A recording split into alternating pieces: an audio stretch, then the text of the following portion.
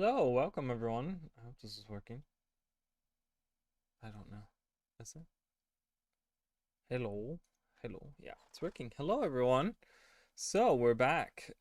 We have one more day until the third beta event, which is so exciting. Guys, you don't understand how long I've waited on the Spectre. Okay, or something like the Spectre. So why is that can I, why is that so bright? Do you see my like head? Oh, it's because it's whole screen is white. We're level 55. Oh, I gotta turn off G-Force. I was recording for a video and I always use G-Force to do that. But it like it messes with just messes with like everything. It like fucks shit up.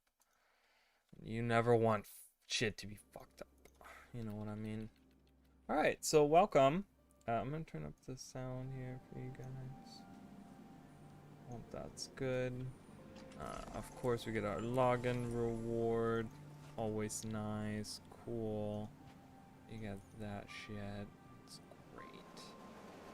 Break it down. What do I have here? Eights? Alright, anyways, welcome. So, we are in Timberline Falls. We're actually doing really good. Oh, Timberline has shiny baubles. Maybe we can do some events. I don't know the events that they have on this map. I am never on this. People really, like, there's a lot of people that when you ask them about the game, or like what map they think is like really pretty, they will mention this map. Like a lot of times you'll see anyways that they mention this map. And it does have like its characteristics, right? It's like this tundra, it looks really cool. So I don't disagree with them, but it's just weird because I feel like it's such a out of the way map that people aren't always there. Like people aren't there a lot. So it's like, you know, I don't know. I feel like it must leave a really good impression if that's the one you're thinking of, you know? So, it's good. Anyway, so we're here. I'm gonna mine and stuff just to get some more experience. We just leveled up to 56. How am I doing on this? I feel like I'm getting there to like leveling stuff up. Okay. Not like I can use. Yeah, not like I can use any of these, but that's okay. We're doing pretty good, I think, still. I'm surprised. Like I said, I was kind of like, is it gonna get to that point where it's like impossible for us to do it? But no, not really. You know, it's so weird. Some of this like early stuff, you can see like they were trying to like make this like this water effect. It looks pretty, but you can see it's just like a 2D texture that was slapped on there, so it's always looking at you. You can't go. Kind of strange. And they still, you know, with the water specifically, they still haven't really figured it out. Based on, from what I understand, I'm not a game developer or anything. The only time they can have like actual water, like this is actual water in the map, right? We get the effect of like, we don't really get like a splashing effect, but we get us walking through it. And if it gets deep enough, we'll be able to swim through it and stuff. Now that particular effect is only available on this like plain, like the water of the map. Like every map has water on it, or like underneath the map in like a certain level, and they like build the map around that water level. So where they want water, so they build like the mountains around the water and stuff like that. So it's like one plane of water and then they build around it. So even maps that don't have any water, or maybe have like one lake or something, will have like water everywhere. Pretty much, but it's underneath the map and you can't see it. So the problem is that they still haven't really figured out how to do water above the water plane. Because we have, obviously, you know, this is the water plane.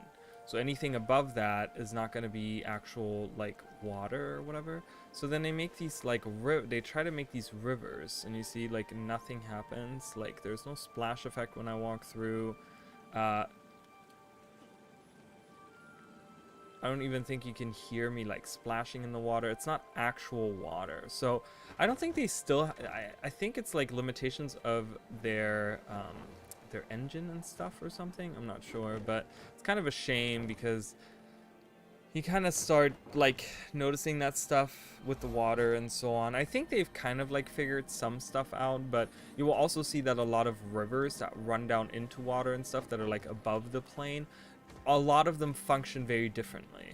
A lot of them look very different. A lot of them don't really look um, like rivers and stuff, and that's kind of where the problem comes in.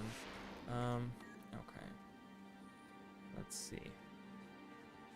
But yeah, just an interesting tidbit. So I was thinking of maybe doing a I wanted to do like an introduction to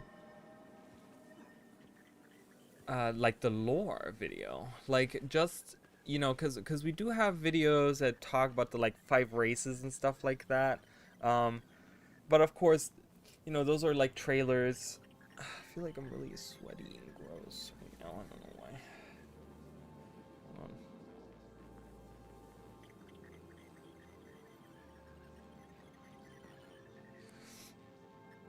on. You know, and you have those trailers and you have those videos where they talk about like the 5 races and stuff, but I feel like they don't really touch on a lot of things. You know, I'm thinking, I think is it the Manifesto trailer that had it with all 5 races and stuff, and that's a very old trailer as well, and I feel like a lot of it is not true, and I feel like not that it's not true, but like I think of like the interaction between Keith and Zoja in that trailer, for example, because Zoja says that magic is a tool, right?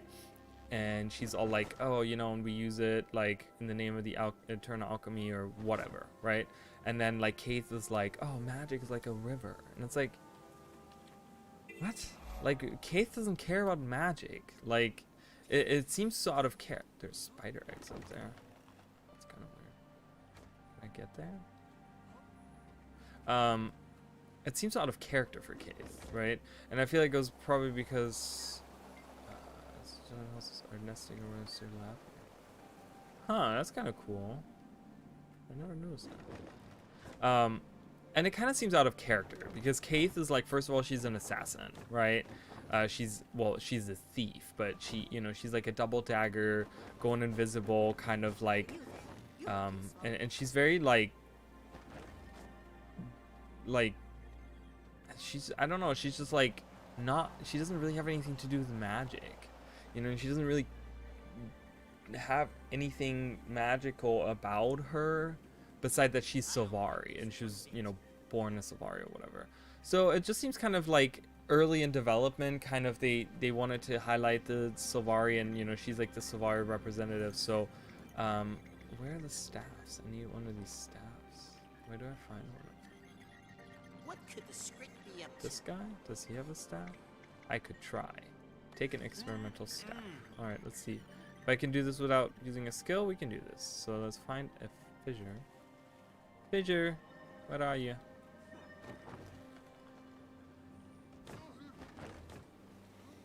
So, you know, but and I think like the goal would be to maybe do an introduction, make it a little bit of a longer video. Oh, I would really have to stop this. I can't do this. Okay, that's fine. So you know, and it would be like an introduction to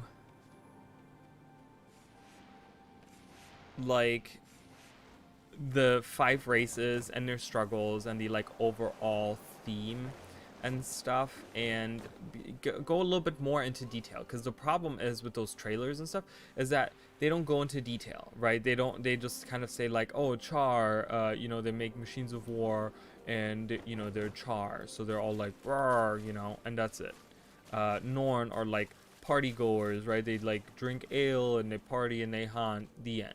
Like, I want to go a little bit more into detail about like, you know, Sons of Svanir, and I want to go like, you know, the Flame Legion and the Ghosts of Ascalon, and like just kind of say like, a few sentences, not saying that I'm gonna make like a 5-minute segment for each of those things, but I would like to have a video where it's like, the Char, they build their cities out of metal, and they create war machines in the fight against the Flame Legion and the Ghosts of Ascalon, um, who were, or who were the remaining Ascalonian soldier or citizens, and just kind of go into a little bit detail about each one and kind of give a little bit more of an outlook that way, so that kind of people get a premise. Because I even feel like those intro cinematics that we get from making a character, they're not bad. I love them. I really do, especially the Norn one, because it has that really cool background song, and it really gets you like going, and you're just like, yeah, you're ready for this adventure kind of thing. But I feel like, they talk about Svanir, or Jormag drove them south, and the Spirits of the Wild, and they made Holbrack, but they don't, like, I don't know, there's a lot of stuff they don't talk about. And really talk about Sons of Svanir and stuff like that. So it'd be like kind of cool to make a video like that. I am working on on my recent on a post I put on Reddit like a few days ago. I was asking people about subjects on lore and what they would like to see videos on, and some people were really like, I watch any lore videos, blah blah blah, whatever, which is cool. That's great. I'm excited to have people in the community that just want to watch lore videos, because I feel like we don't have a lot of those. People are just not interested in the lore anymore like they used to be, and I think, like I've said many times before, I think that's the Icebreed Saga's fault, with the way that they have carried their lore, the lore that they have created, and then kind of like they didn't create any mysteries. See, there's more water right here. This is not really water. It's just like this misty effect. It doesn't like do anything. But yeah, so I think that after that post, a lot of people were saying like, oh yeah, I want there was like 3 people I think on the post, and there wasn't that many answers on the post, but 3 people on that post were like, oh no, I want to see like god videos, which is really hard to do because we don't know about the origins of the god. We really don't, of any of the gods really. We know they didn't come from Tyria, and we know that they brought humans to Tyria, and we know that they're not necessarily gods, but very powerful magical beings. And that's pretty much what we know about the gods. Like, of course there's like details for each one, so on and so forth, like how Grenth was a human born, or not human born, like a half god, half human that rose to divinity after defeating Doom and stuff, blah blah blah. Like, we know all those things. I don't know if I want to go down there. I can't fight, and I don't see any reason to go down there. Because I just think there's like just nothing down there interesting anyways. I can't defeat anything, I can't break anything, and there's crate down there, so I really don't want to deal with those. So people really wanted to see some god stuff, so I'm gonna make a little video, because there isn't, like I said, there isn't that much on the gods, and there hasn't really been anything new per se on the gods, which is, I mean, a little bit of the new stuff that we have seen stems from, of course, the Balthazar story, but I did make a lore mystery bits video about that, where I kind of like raised a question about like Lissa and Balthazar, and are we gonna see something there? But other than that, we really haven't heard anything new since Path of Fire, since Cormier left, and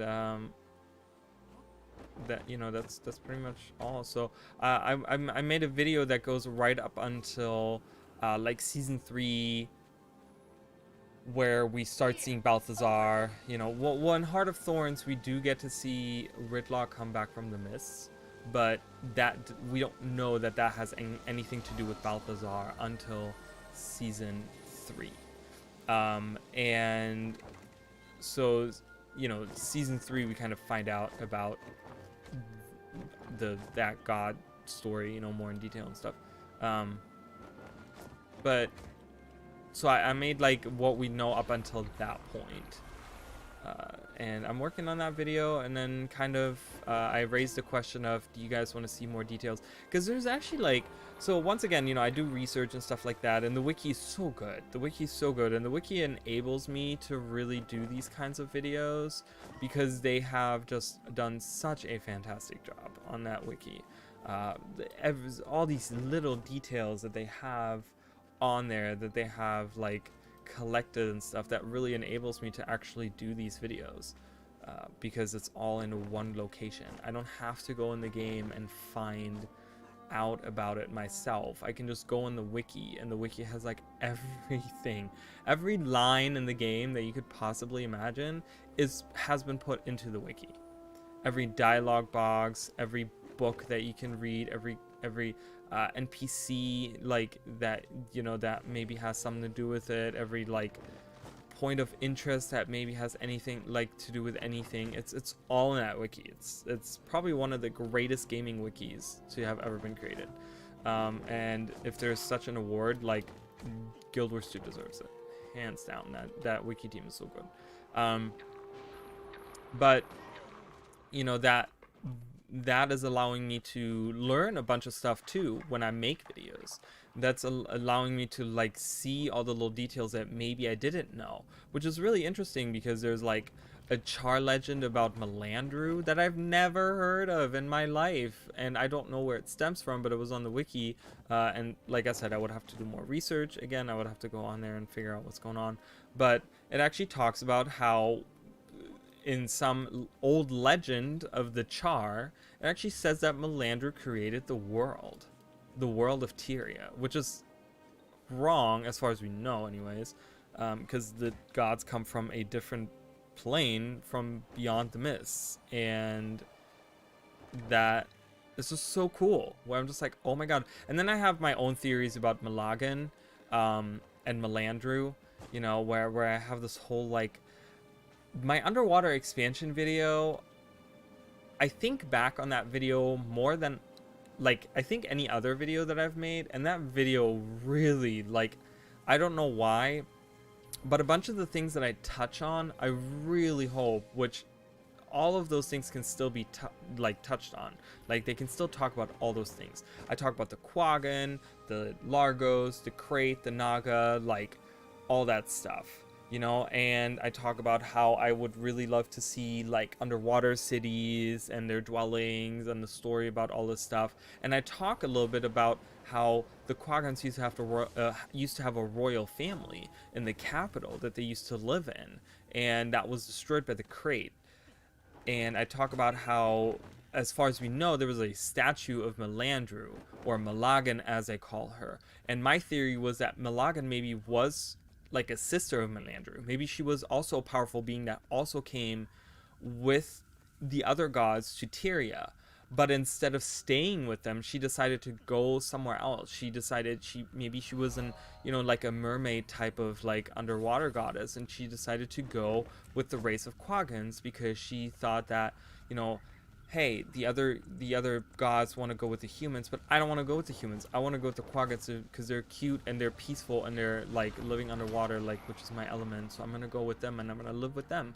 And maybe the Crate killed her, like actually killed her, which was the statue that the Quaggans had. Like, that's like pretty much my theory, that I had on there, and I'm like, I love that theory so much. I really hope that we get to see something like that, because my problem with the human gods is not necessarily the human gods themselves, but the problem, the origins. Like, even if we find out where they came from, why aren't there more of them?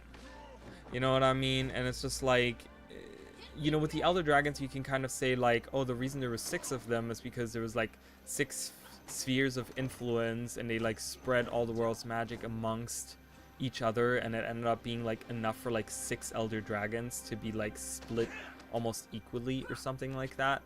And, you know, that by itself, like, is a great explanation, but like, why is there only like 6 human gods, and why is it that there's no that only they came through? Do they live by themselves in this other like plane of existence or whatever? Is there like they brought humans from apparently a conflict too? So it's like are there like other humans still? Like, did some of them decide not to come? Are there other human gods in this other plane that maybe decided not to come? Or maybe is there some around Ontaria that have joined that just in the old records of Ore, we don't know that they came with the humans, with the other gods, with the pantheon of the gods. You know, maybe there was, maybe there were, maybe Malagan is a daughter of Melandru, you know, and she came as like a demigod, just like how Grenth was, but she didn't desire to become a god like Grenth did, and she didn't usurp like her mother or whatever, you know, because Melandru is the oldest of the gods. So, but she's not depicted as the leader. Duena is, and you know, Duena did have Grenth as a, she had a child with, as far as we know, Malcor, and yeah, it's just like crazy to think about. Maybe there's other, gods out there that maybe could play into some kind of god story. I think a lot of veterans of Guild Wars 1 and 2 at this point as well kind of really just want a human god story, because they're such a mystery. They've always been an enigma because they've always been there. You know, in Guild Wars 1 you can talk to all of their little avatars and stuff. You can talk to them, but they also have, like, in the story they seem to like interact with us. There's the winter games where it's like Duena versus Grenth, and then like Duena has like Melandra on her side, and then Grenth has Balthazar on his side, and it's like the winter games that you play there, where it's just like winter versus spring kind of thing. And then you have the like in Nightfall, of course, it's like huge because you have like, you see a rising of the gods. Then in Guild Wars 2 you have, you deal with Balthazar, you deal with Cormier, and it's like we see them and we deal with them, but there's so much we don't know about them, and we keep on not getting any history on them, because anytime they appear we're preoccupied with something else. We don't go there to be like, hey, by the way, where the heck did you guys come from? Like why are you here? And like, why are we not going back? Or why are you going back? The gods have now left once again to find another. As far as they have told their followers, one of the priests of Cormier had a vision from Cormier saying that they were going to be looking for another plane of existence that didn't have the threat of the Elder Dragons. Now, here's the funny part. Even if that comes true, even if they find this place, we're about done with the dragons. Like, we are dealing with all of the dragons right now. And by the end of Dragons, there won't be Elder Dragons to threaten the world anymore. Probably. Most likely. We've steered Tyria away from destruction so many times. I don't think we're gonna fail now, where we have one Elder Dragon left. And we have our own Elder Dragon, who is a peaceful creature who just wants peace for the world. And hopefully we'll have her become like the mother of a new pantheon of Elder Dragons. Does that mean that the gods are gonna come back? Does that mean that we can like maybe go through the mists and contact the gods and be like, hey, you can come back to Tyria, like, the Elder Dragons are gone, no one's coming after you. Are they still going to be searching for that and stuff? Like, it's really strange to me, because Cormier leaves, right? Because they're like, oh, well, nothing can come of this conflict between gods and dragons. But this is after we have already defeated 2 dragons. And it's like, okay, Cormier, if you just stick around for a little bit, we might finish off the rest of them. Like, we've already done 2, which was like impossible 10,000 years ago. 10,000 years ago, they had like really powerful beings like the Mersat the Jotun, the dwarves, like they were fighting back then. You know, the seers, they had some crazy magics, and they were fighting the elder dragons, and even they couldn't defeat them. But we have at that point already defeated 2. Now we have defeated 4 of them. 5 of them.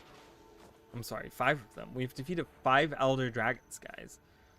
We started with Zaitan, we got Mordremoth, we got Kralkatorrik, and then we got Primordus and Jormag. Like, I feel like the gods could be like, okay, well, we have 1 elder dragon left. We can come back to Tyria and help out for this last dragon, you know? Or at least, like, sit on the sidelines and maybe give support in other ways. Because there's other ways to support, you know? There's other ways to help out. You don't have to necessarily have an open conflict. It just seems kind of like a cop-out where there's, like, the writers didn't want to...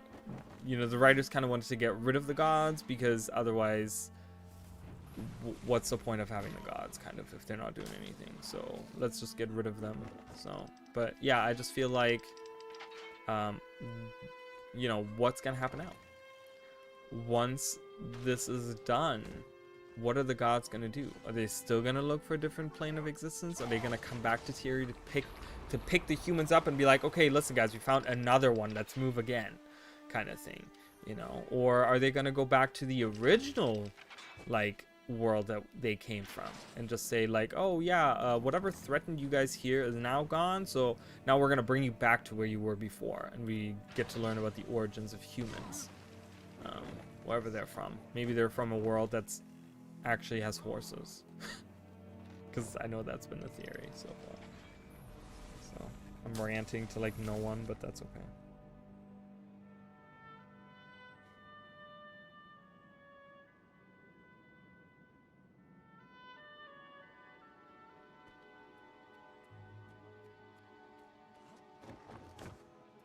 So, but you know, it's just, and then the stars, right? It's just like, the stars seem to have something to do with magic as well. And then it's like, you know, we got the 2 new stars and they never did anything with that too. I'm like, is it all in conjunction? I really hope that they like give us a good bridge into like a good story for whatever comes after End of Dragons. You know, End of Dragons, I mean, we don't, this is the crazy part, guys, and I keep on saying this too. It's like, we don't know anything about the story of End of Dragons. Why are we going there? What's gonna happen? We haven't really even been introduced to like the deep sea dragon. You know, when Heart of Thorns came out, they kind of showed us Mordremoth by having the vines like form this dragon, like it's an eye and then a claw and then a wing kind of thing, you know, and it's just like made out of vines. And that's all cool, and that didn't really come to pass, but it was just kind of also explained that like, hey, you know, Mordremoth is the jungle itself, you know, and we got a trailer about, you know, Ritlock coming back and Sylvari being part of, like, we got this introduction to the story, and we already had like pretty much 2 seasons about Mordremoth, right? With season 1 we dealt with Scarlet Briar, which her ultimate goal was to wake up Mordremoth, and she succeeded, but that was like 1.5 years of like her doing stuff just for that. So then we get introduced to the idea of an elder dragon, and now we're, you know, in you know, in season 2, that's when we really start dealing with all the vines start coming out. We start learning that, like, you know, that was the goal, she awakened this, like, blah blah blah, all the stuff. And you know, and then we go into Heart of Thorns, so then we have like a whole season dealing with like like it's like a pre-game kind of thing about like, oh, okay, blah blah blah. You know, a lot of people want to complain about like, oh, Mordremoth was like just killed off, you know, so easily, but it's like, you know, it was a long story for Mordremoth. Like, I get that we kind of like the weakness and stuff, and like the very end of it was kind of rushed, but overall the story of Mordremoth was a very long time, guys. It was a long time that we dealt with this, because of, you know, just how season one was. Season one wasn't really about Mordramoth. I get that, but it was the Herald of Mordramoth, which we didn't know. But now, in retrospect, if we were to go back and play season one, we'd know the whole time that this is about awakening Mordramoth, right? That's the ultimate goal of Scarlet, and we're fighting. She's named in the wiki. They name her the Herald of Mordramoth. We know that she's the Herald of Mordramoth, right? So you do that, then you play season two, which again is all about Mordramoth. I mean, we fight the Shadow of the Dragon, like everything is planty, everything is junk, blah blah blah. And then we go into Heart of Thorns, and then it's about like defeating Mordramoth and stuff. So overall, Mordramoth got like 3 seasons. Zaitan had the whole base game, right? Base game was all Zaitan. Zaitan had plenty of story, I think. Overall, yes, the personal story wasn't the greatest. I will admit that, and there was a lot of experimentation, I think, that was going on at the time of them making the game, because they had never made a game like this before, and it kind of shows in some instances. But then, you look at like how much content there was just involving Zaitan. There was a ton, right? Starting at level 30, you start dealing with it a lot of times. Specifically, once you do the Claw Island arc, like once you go to Claw Island over here, where you fight a giant champion of Zaitan, that's when, right after that is when you form the pact, which, this actually happens right over here in Concordia. And you deal with like undead in there, and then you really, then you go to Fort Trinity and you deal with undead. Like from the level 50 story on, for like 30 plus, for 30 levels and more, because once you reach level 80, it's still like a bunch of quests even after that fact. So it gets to that point where it has like so much story just involving Zaitan, on top of like, of course, the like other maps that don't necessarily, like like in Caledon Forest, for example, like the Slaves Inlet right here, or Sleeves Inlet, Morgan's Spiral, like all has like undead on this side, because it's like it goes right to the ocean. It's like they come in from out here, which they come from ore, so they go in here and they go in here, kind of thing, and like that deals with undead. Then we deal with like undead like in the swamp over here, right, which they probably come through these waters as well.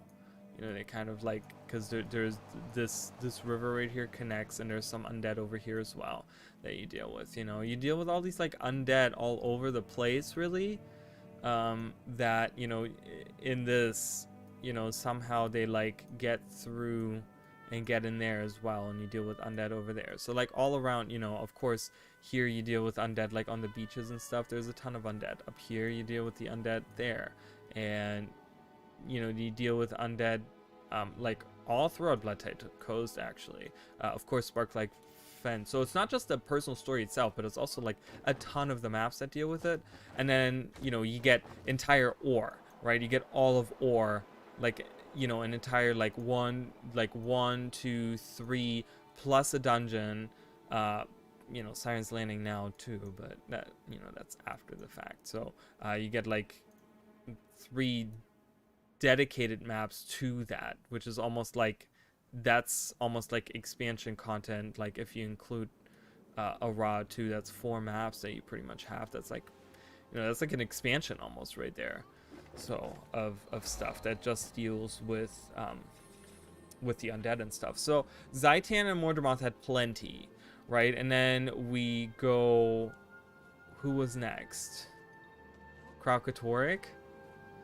Yeah, Kralkatorrik was next, which yeah, so Kralkatorrik, again, base game, already had along here you have a ton of stuff. You have in the Fields of Ruin here, then you have all along Blaze Ridge Steps with the Shatterer at the end, and then you get a little bit up here as well in the Iron Marches that deals with Branded, on top of having stuff in the book.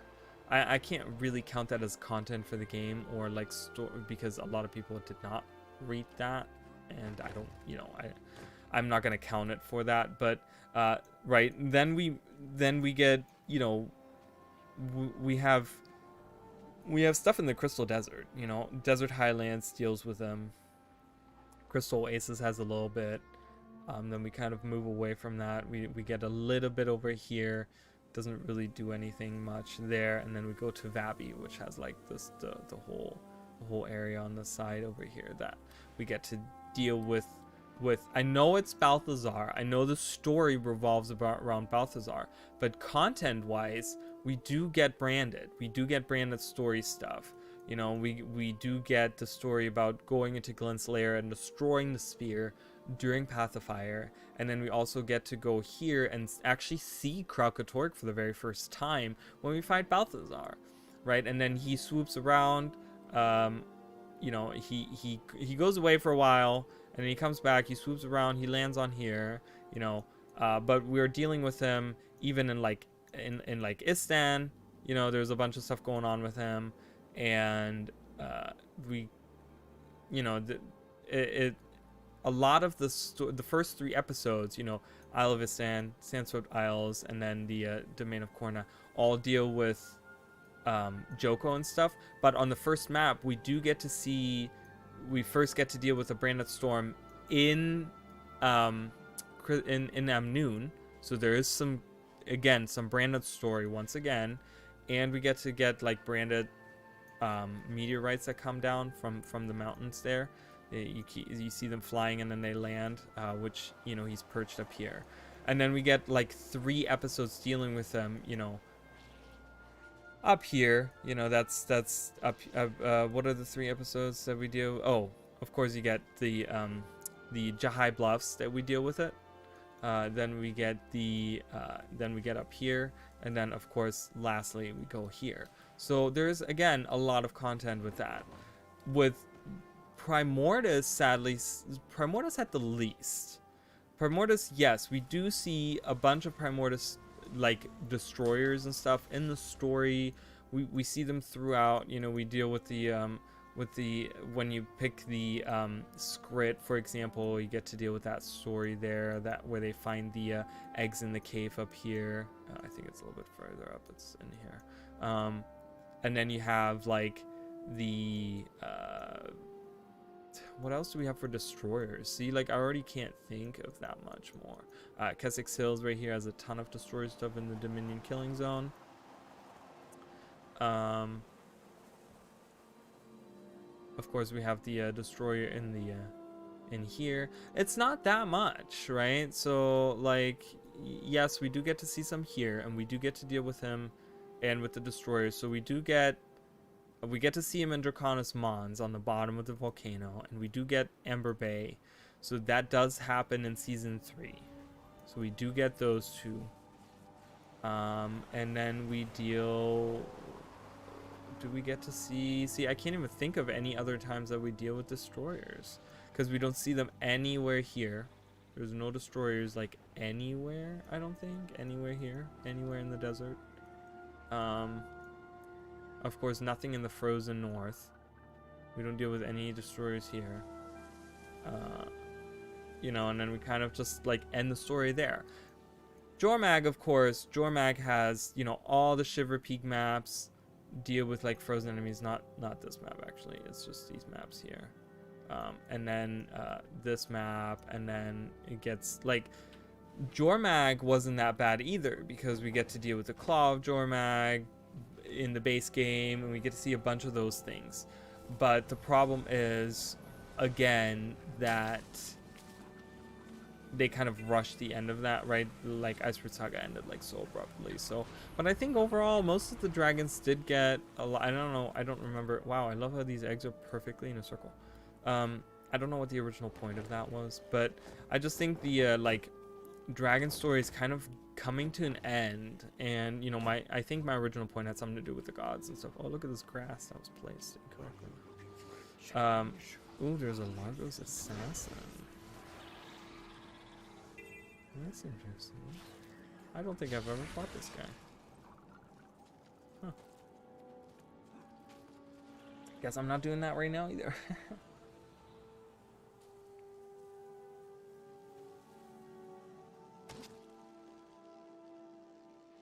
But yeah, so I think overall we did get so much dragon story.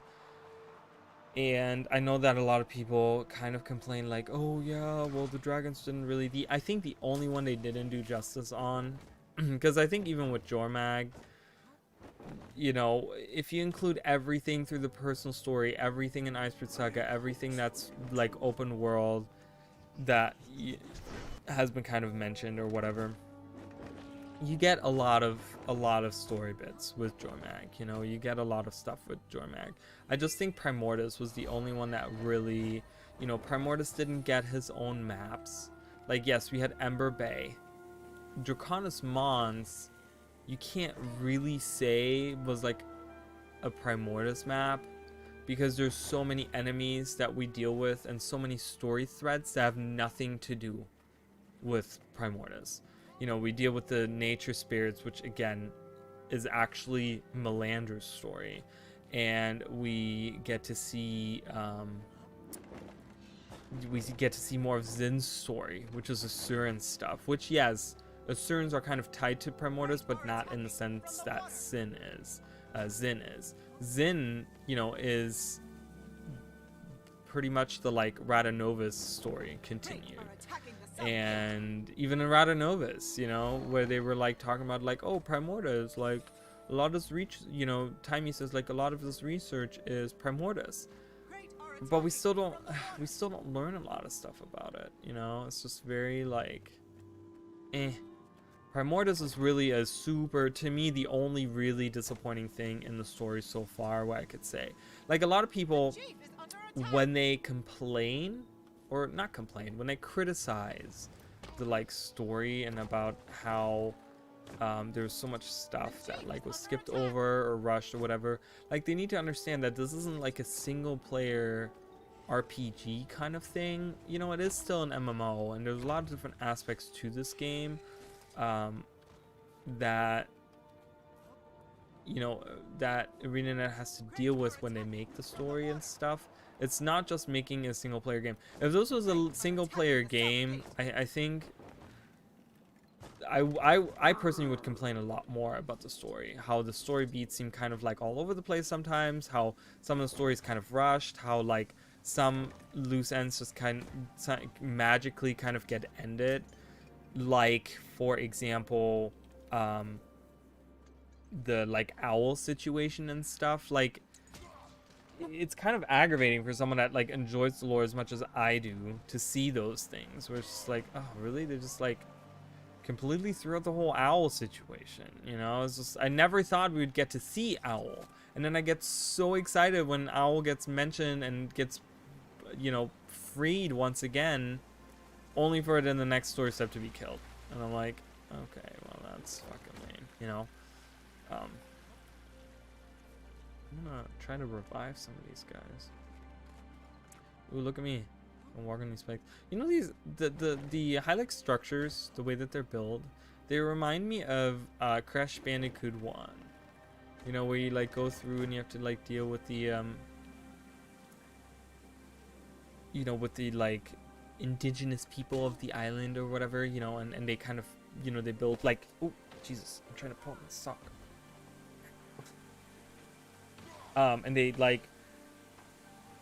build like, you know, they build like Indian people, you know, they have little huts with like little wooden structures and stuff. It's cool. I really like that, but it just reminds me of that, especially the spikes, because I remember how many times I've died to like spiky stuff in that game. It's just like, oh my god, it's like PTSD a little bit. Okay, I'm trying to revive these guys, and I just have like an army of Hylic running after me. It's really annoying. Can I not die, please? How many times have I died? 9 times. Oops, I did not need to know that. 9 times, guys. That's not bad.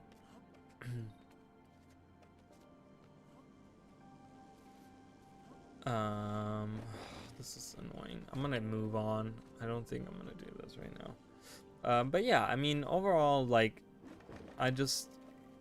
I'm happy to be over with the dragon story. I enjoyed it so far. I've really, you know, when they first introduced the dragons and they were like a force of nature and there were these like huge dragons and stuff, and like, seeing Kralkatorrik or even seeing Zaitan for the first time, I remember in what amazement I was. Like, I was like, oh my fucking god. Because back then, you had a bunch of games that wanted to do this kind of thing, where they wanted to have these massive dragons, but no one ever dared to make them that massive, really. And I think ArenaNet, like, I gotta give props for ArenaNet for really, like, for an MMO, making Zaitan as big as he was. He was pretty huge for back then. Of course he wasn't what we were told. He was supposed to be big enough to pull an entire, like, he was supposed to be big enough to pull all of this out of the ocean. And I'm pressing our buttons. He pulled this out of the ocean, but he's this big.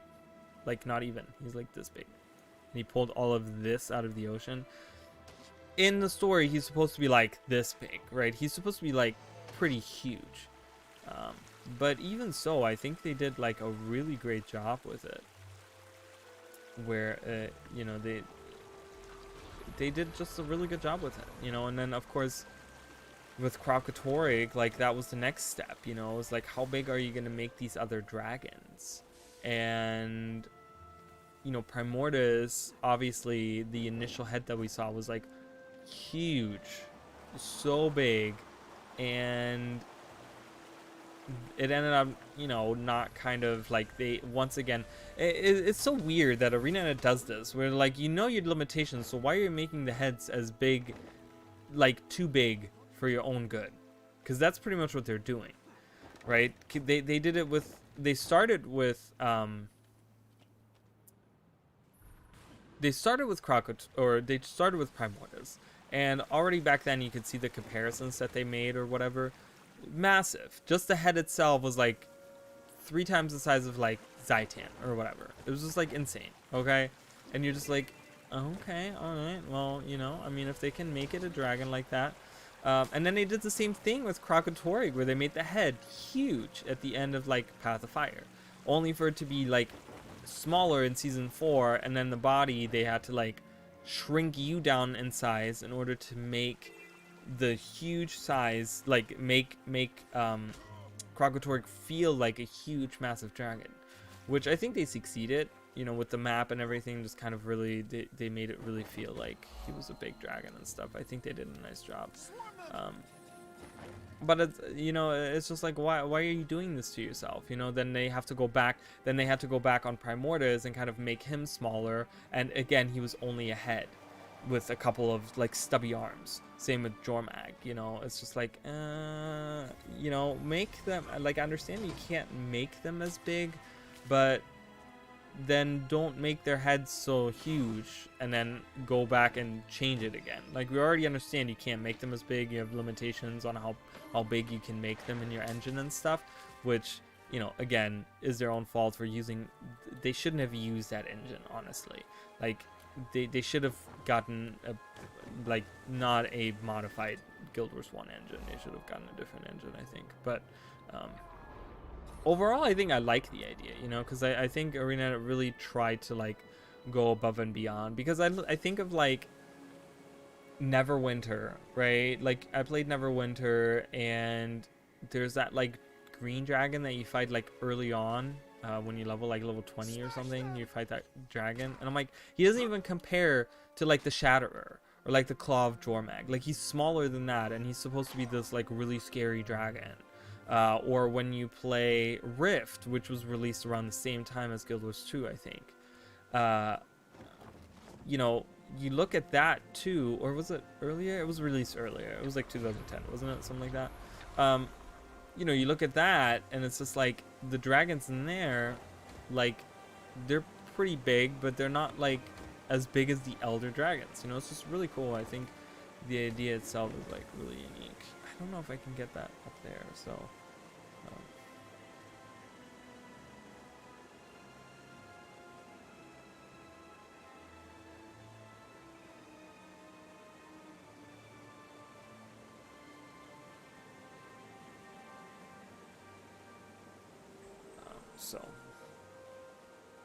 But, overall, I really, at this point, I think, oh, look, we got a shiny ball. Like I said, I enjoy the story. I think it's the Elder Dragon story. I think they did it justice with as much as they could. I know they've been through so much fucking shit, I think, over the years. And I give them props for everything they've done. I'm just ready for them to do something else, you know, just really move on and just like kind of, you know, I was thinking about something as well on top of that subject of them like moving on to other things and stuff. Like, you know, I kind of want ArenaNet to understand that putting efforts into these things that they're going to use one time is kind of a waste. I feel like ArenaNet should really concentrate, you know, from someone that's pretty much just a consumer, you know, I would really like them to be able to create content that they can reuse. And I don't mean just like by animations or by voice lines or whatever, but like I looked at like Ice Fruit Saga, for example, and you look at like Grothmar, right? Like the prologue. And first of all, that map is fucking great. It was awesome. It's so much fun to play and stuff. But you look at the concert, right? And just the concert itself, like how much effort went into making that. You know, they had to create these songs. They had to make these like special events, like hopping in the mosh pit and like collecting the like amps for the thing or whatever. You know, then you have that pretty much quote unquote boss battle that you fight against that like thing where the like pyrotechnic thing gets out of control, whatever, and you have to destroy this monster.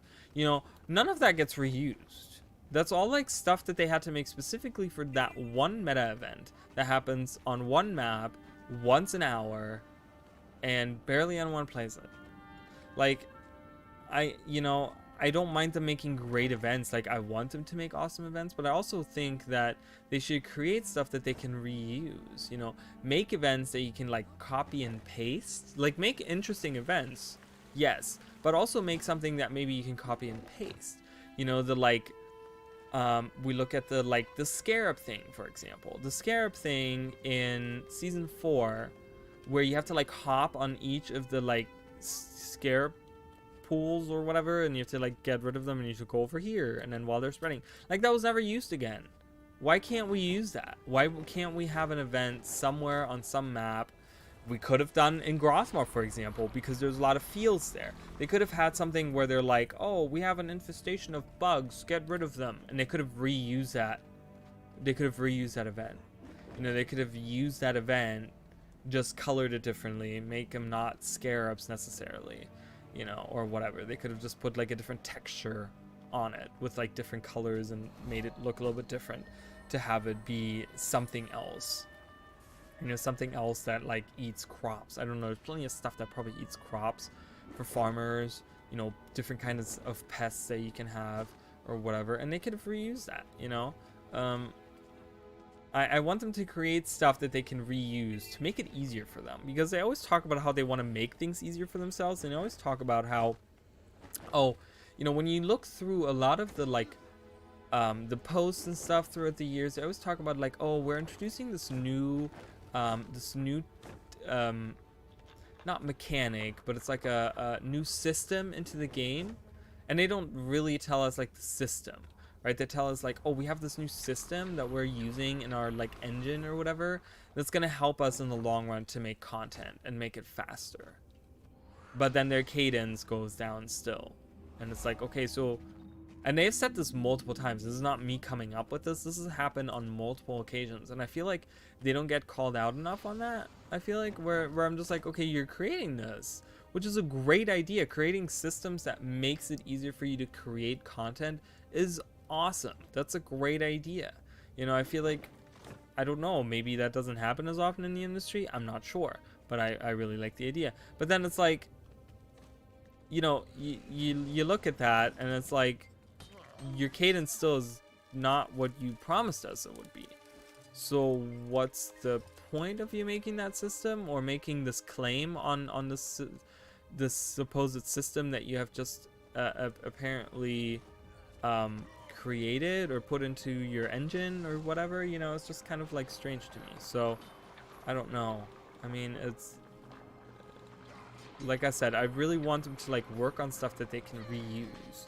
you know, and I don't mind them putting in like details and stuff like that, but like the new events, for example, that we're getting with the, and I pointed this out, for example, was the event with having your mount help out in the events where you can carry, you know, we saw that in Saitong Harbor where you can go and you can have your mount pull the supplies to the person that that asked for it, whatever, you know, and you can bring it to them.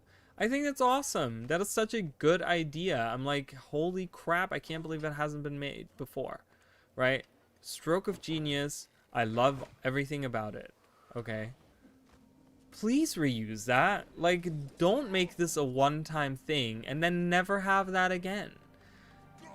You know, it's just it's so, it's one of those things that like really grinds my gears, because then it gets back to the, like, you know, when you look at the Grothmar Valley events, for example, 90% of them, not 90% of it, a lot of them are just like, oh, defeat these enemies.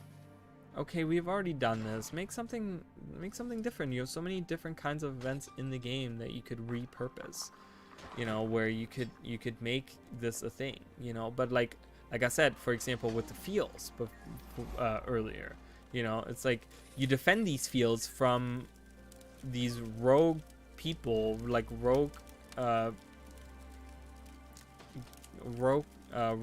people that like are attacking or whatever. I don't know. It's like Flame Legion that don't want to, like, I forgot what it was, but you just have to defeat them.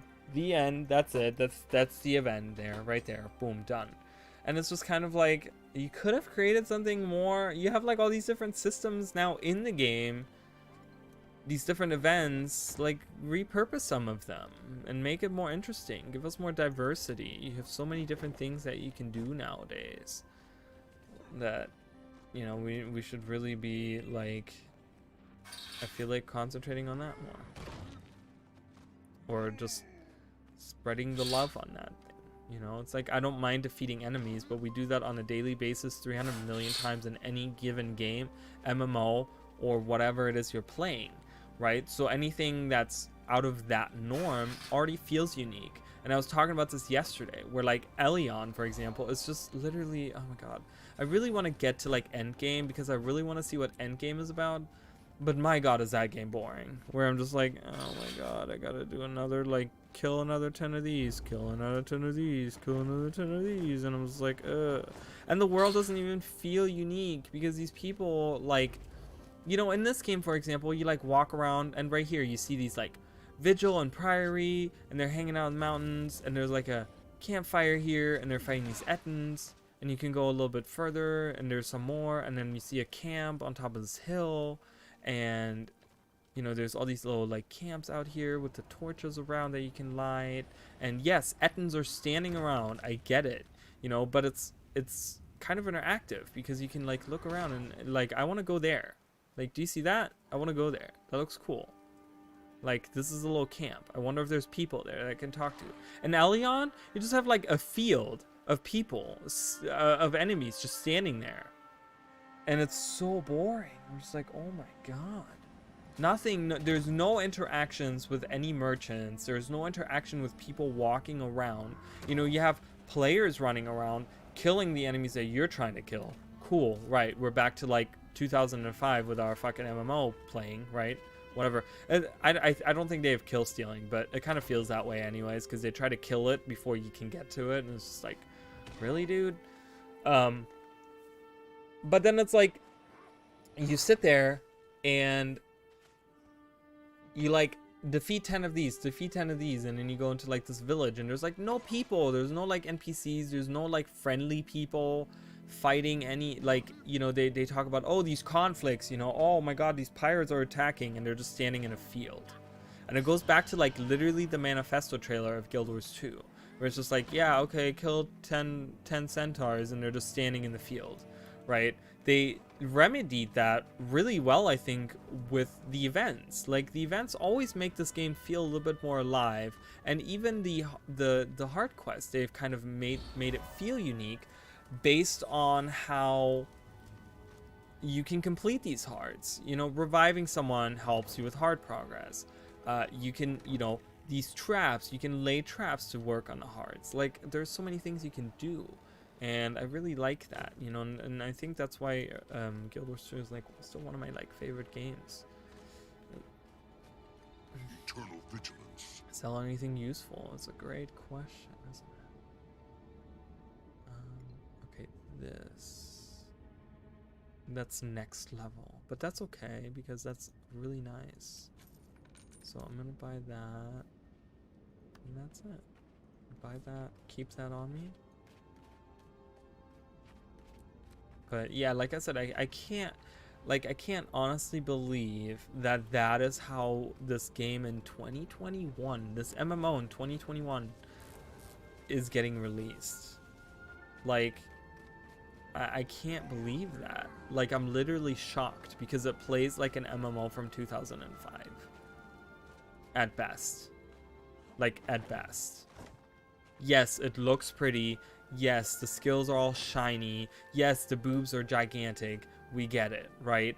But the problem is, like, it just doesn't... How do you get up there? On this side, right here? How do I get there?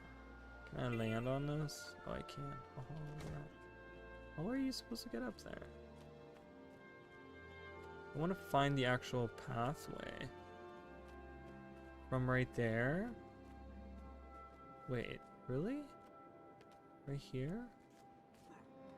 Go up here, jump up here. Oh, yeah, okay. I got it. And you go up here. Huh, interesting. You know, and I'm so sad that no one is taking... You know, they have, like, they try to create these quests that they call, like, that are kind of like dynamic events where you find this random NPC in the world and then you can, like, you can talk to them and they, like, spawn an enemy or something and you have to defeat it or something. Okay, that's a step in the right direction, but that still seems so rudimentary. Like, compared to what Guild Wars 2 has, like, what ArenaNet has created with Guild Wars 2, that seems so, like, rudimentary. Like, that is, like... I feel like that was, like, a rough draft of the first dynamic event that they have ever created for ArenaNet, for Guild Wars 2, that ArenaNet has ever created for Guild Wars 2, right? Was probably, like, they sit there, they talk about how... Okay, what are we gonna do? How are we gonna change this? And then someone came up with this idea of, like, okay, how about this, like, quest person that, like, spawns enemies in, right? And it's just, and it appears randomly in the world. And they're like, okay, like, I can see that being like a rough draft of the very first dynamic event ever created. And, you know, you look at this now. You know, the planning stages for that came in, what, 2009 or something is when they first announced Guild Wars 2, which means they had already been working on it at some point. Was it 2009? I'm just gonna say it was like around 2009, 2010 maybe. And now we're like 11 to 12 years later, and they can't even make an MMO that has that, like, something that can compare to that, you know. It's just, or that compares to something from, they have a game released that can compare to an idea maybe that was created 11-12 years ago, like a rough draft of something. That seems so strange to me. You know, Final Fantasy XIV seemed to have stepped away from side quests as well. You know, it's like side quests are really in the 2000s. Like, don't think that that's acceptable for an MMO anymore. It's not. We want more. You know, we want, like, I don't understand why ArenaNet is the only company that has ever figured out how to make a game like Guild Wars 1 and a game like Guild Wars 2. I don't understand it. I'm not saying that wasn't a stroke of genius or that it takes a lot of work, but honestly, I feel like these companies put so much money into their products and into, like, you know, I see advertisement for Elion everywhere. Like, I go on YouTube, any YouTube video, Jesus, that's like freaking out right there. Any YouTube video has, like, Elion stuff, you know, like I see it everywhere now.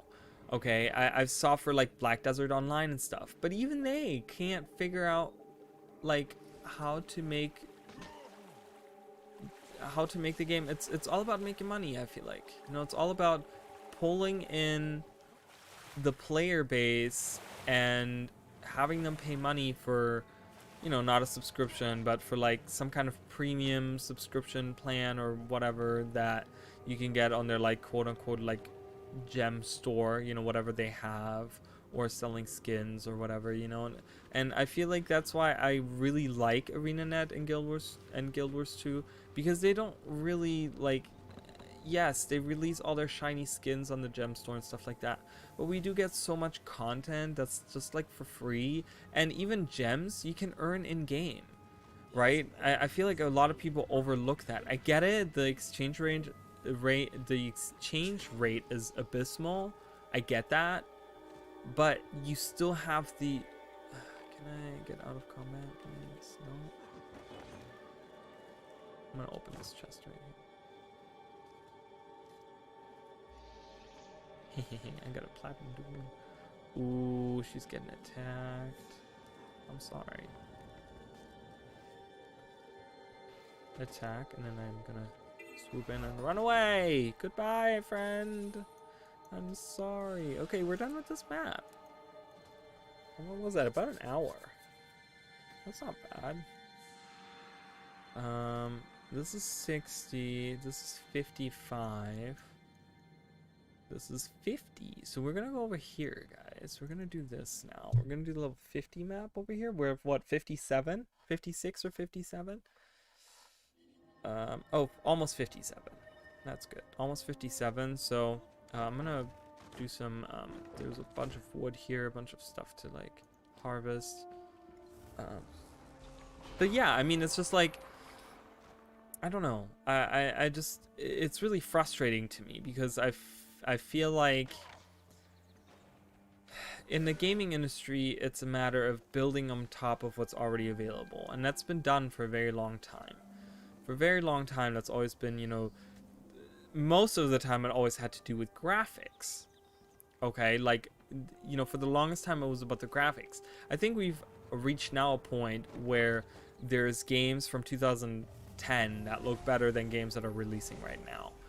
Just because of whatever reason, you know, for whatever reason, that's just how it is. I think we've kind of reached a little bit of a pinnacle of graphics. I know they're still going up and I know they're gonna get better, but it's kind of taking this like curve where it's slowing down on the progress, and that's fine, but it's like you got to concentrate on like other things at this point, you know, where I feel like for, you know, like I said, Elion that just released, you know, it's like, okay, it looks really pretty. It looks much better than Guild Wars 2. It does. Like, graphically, it looks way better. The textures are better. The characters look better. The models for the monsters look really good. You know, it really does outshine it. And Guild Wars 2 is starting to show its age, I think. But even so, like, you know, it's like you can't concentrate on that anymore. You know, that is not what the race is about anymore. You know, that is not what the gaming world, the specifically MMO space is about anymore. You know, it used to be about getting the best graphics and having it look better. You know, because I think specifically those goes back to like a stigma that World of Warcraft created, where World of Warcraft was very cartoony, and a lot of people were turned off by that. So companies looked at that and they were like, okay, the people that are not playing Guild or WoW, what did I get? Oh, that was my daily gathering. I was like, why do I have a better? Wow, I just came in the map. They really need to fix that. I really need to fix the mega server stuff. It's really annoying to have that happen all the time. Watch, I'm gonna get that notification like 3 more times while I'm in this map. We've got one. And like, you know, they looked at that back in the day the companies that made MMOs around the time that World of Warcraft was like so big and stuff, and they said like, okay, what is it that people want? People want more realistic graphics. People want girls with big boobs, right? So it's just like, okay, let's create that. Okay, so every subsequent MMO tried to do better than the next graphics wise. They tried to make it look beautiful. Look at Terra. Terra is beautiful. It's a beautiful game. Yes, it does show its like age a little bit now because it is also 9 years old. But it's still a beautiful game. It has pretty decent character creator and stuff like that. But again, it's just kind of like it's that in the MMO space that has evolved. The graphics, that has evolved to be where the games do look really good and stuff, just looks really good. But the systems have kind of stayed the same. Like the questing, the way you quest and stuff, they feel just like any MMO from like way back when. And in my eyes, that's such a shame, because I'm like, you concentrate so much on having giant boobs and having pretty girls and having great landscapes, which, whatever, makes you money and that brings in people. I get it. But in the end, you lose all these people that are playing your game because there's just no content, and I think it's like, even with the rating, for example, like rating by itself really hasn't like evolved, because I feel like it's also gotten to the point where it's a pinnacle. Like games have created a pinnacle of like, okay, this is how rating should be as a system, and that's it. It looks great, it works well, people enjoy it, whatever. And yes, you get different mechanics and different bosses and stuff in different games and so on, but overall they kind of like, they're like, yeah, no, this is pretty much like good. So you get games that do dungeons and raids and nothing has changed about that, and I'm just kind of like, why can't you change stuff around? Like, Guild Wars really, like, ArenaNet has really tried to go and change those things. Look at meta events. Meta events are almost like open world raids when you look at things like Drakkar, for example. That's almost like a raid encounter, like an open world raid encounter, with different stages that you go through and stuff, and you have this like big boss fight, and that, I think that's awesome. It's really cool that Arena has created this like stuff that, I don't know, I don't feel like I see in other games. Yes, you have like world bosses that spawn around in other games and stuff. That's nothing new, but the way ArenaNet does it just feels really cool, because they make you like move around the map, and they like chain that stuff into each other, and they like, have different mechanics, and you can like help each other out, and I don't know, they have like stories around all that stuff and so on, but then ArenaNet does fall short on things like rating, and they fall short on those, those types of things like rating and dungeons and stuff. Like, other games have so many dungeons. Like Wooden Potatoes recently had that review that he did, the comparison between Guild Wars 2 and Final Fantasy 14. And he was exactly right, because he was just like, oh my god, there's so many dungeons and so many trials. There's so many of them.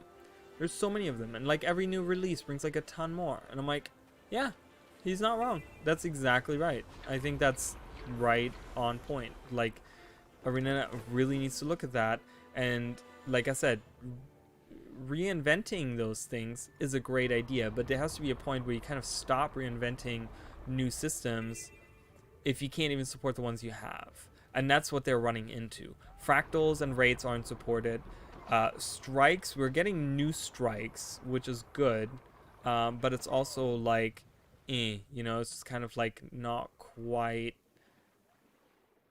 I don't know, it's still, there's still that like gap, I feel like, between dungeon players and raiders. I would like to have something a little bit more casual. I would love to have some more fractals, work on some fractals. You have a great fractal system, and just I feel like adding like some fractals wouldn't be that bad, you know, it would be really nice.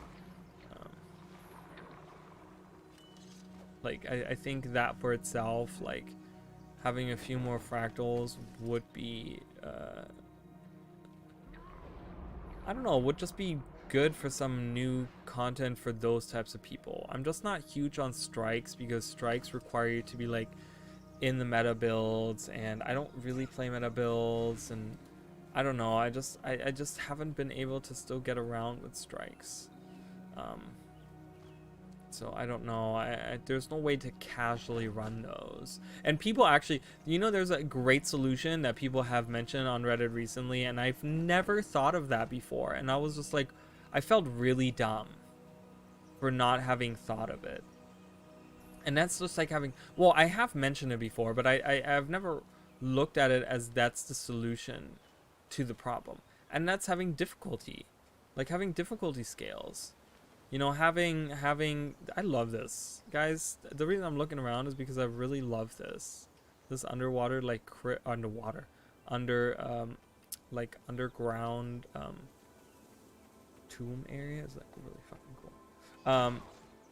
But like having difficulty scales, give us like a casual run for strikes and then like a hard mode for the actual like hardcore strikers. Like, you know, same for raids. Have like a casual mode for raids and stuff. So at least we get experience that and maybe get some loot, but get like a fraction of the loot. Like even if I get like 10% of what they get, I don't care. At least I'm getting something. And maybe that's gonna get me into like into those things. Maybe once I start figuring out those mechanics, that's gonna lead me into saying like, oh, you know what, I've done this like casual run of the strike like 20 times now.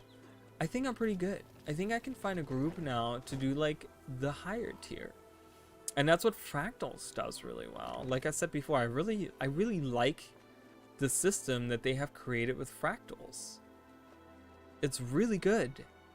Like the Fractal system pretty much automatically, like I said, I can do casual runs. I can do tier 1 fractals if I want to. And if I don't want to progress, I don't have to. I just keep on running tier 1 fractals. And that's fine. I get my loot, I get what I want, I still get pretty good money, and I still get to enjoy all the different fractals. Yes, I don't get all the high tier stuff, and I don't get to have the like abyssal fractal weapons. Okay, I miss out on that, and that's, you know, on me. But I still get to enjoy that content, and I still get to do like endgamey stuff with my friends that doesn't require me to pull my fucking hair out every time I do it. Or at least like that doesn't require me to like restart it God knows how many times because I'm an idiot, you know, and I'm blaming myself on being not good on in strikes and stuff like that just because I just feel like I'm just bad at it. But you know, it's just, I don't know. It's just I feel like the ArenaNet really needs to like focus on the stuff they have, which I think they've realized this, and I think they've realized for them it's like fractals aren't that feasible, as well as raids aren't that feasible, just because of how it is. So they're leaning on strikes, which are like one boss encounters, and they kind of create, you know, just one boss pretty much that you fight, and there's no like story involved, there's no like voice acting really, you just like jump in and fight that, which is totally fine, you know, if that's what you're gonna make your end game content. But then like give us at least like different difficulties and different like tiers and layers, like make it like the fractals. If you're gonna replace fractals and raids, then at least make it like the fractals, where we can have different tiers. Wouldn't it be crazy if we had different tiers of strikes? If we had 4 tiers of strikes with 100 levels of strikes, wouldn't that be crazy? I think it would be insane, and I think it would be really cool. Like, it wouldn't be insane in a bad way. It'd be insane in a good way, you know. And having like different instabilities, you know, different things that you can add on to each thing, and you can make it exactly the same way that Fractals has it. But just with strikes. you know, and you don't have to do like 25 because we don't have that many strikes. So you could have like 10 strikes per tier or something, or whatever fits the number, or 5 strikes per tier, and then as you add more strikes to the game, you know, increase that number or whatever. You know, you can whatever. Always just, you know, you'd have to like sit down and really think about that. But I think like make it more appealing for a larger audience, because I feel like, you know, I want to main a Spectre, and I feel like, is the Spectre going to be good enough to go into a Strike? If not, then I'm probably not going to play Strikes, because like I've said before, End of Dragons is coming, and I want to, for the era of End of Dragons, focus on one particular character, one class that I'm just gonna play, because I kind of, you know, which is my you know, that's on me. I mean, I make that decision, but the problem is that I have so many characters, and then when I jump between different characters, you know, they don't all have ascended gear, they don't all have the best setup, and every time I like switch to another new main, I have to like get new bags and, you know, move stuff over, and then I have like bag slots unlocked on my other character, and I have like, you know, I've put so much fashion into this other character, and now I have to like, you know, now I'm switching over to this character, and now I have to sit here for God knows how many freaking days and figure out what I'm gonna do for fashion for this guy. And I'm not saying that like, oh, it sounds like first world problems, right? Because it's like, okay, who cares? Like, you don't have to always look the best and stuff, but it's a huge part of the game, and that's how I play my game. So I have made the decision on my own accord to concentrate on one class, and if that one class isn't viable for that endgame content, then we're having a problem, because then I can't play your endgame content with the character that I'm playing. So every character has to be viable in some shape or form to be used in that. So I'm really hoping, because a lot of people are not very, for endgame content specifically, are not that excited for the Spectre, because they're like, well, you know, and of course I kind of agree. Hey Sean, how are you? You know, I kind of agree, because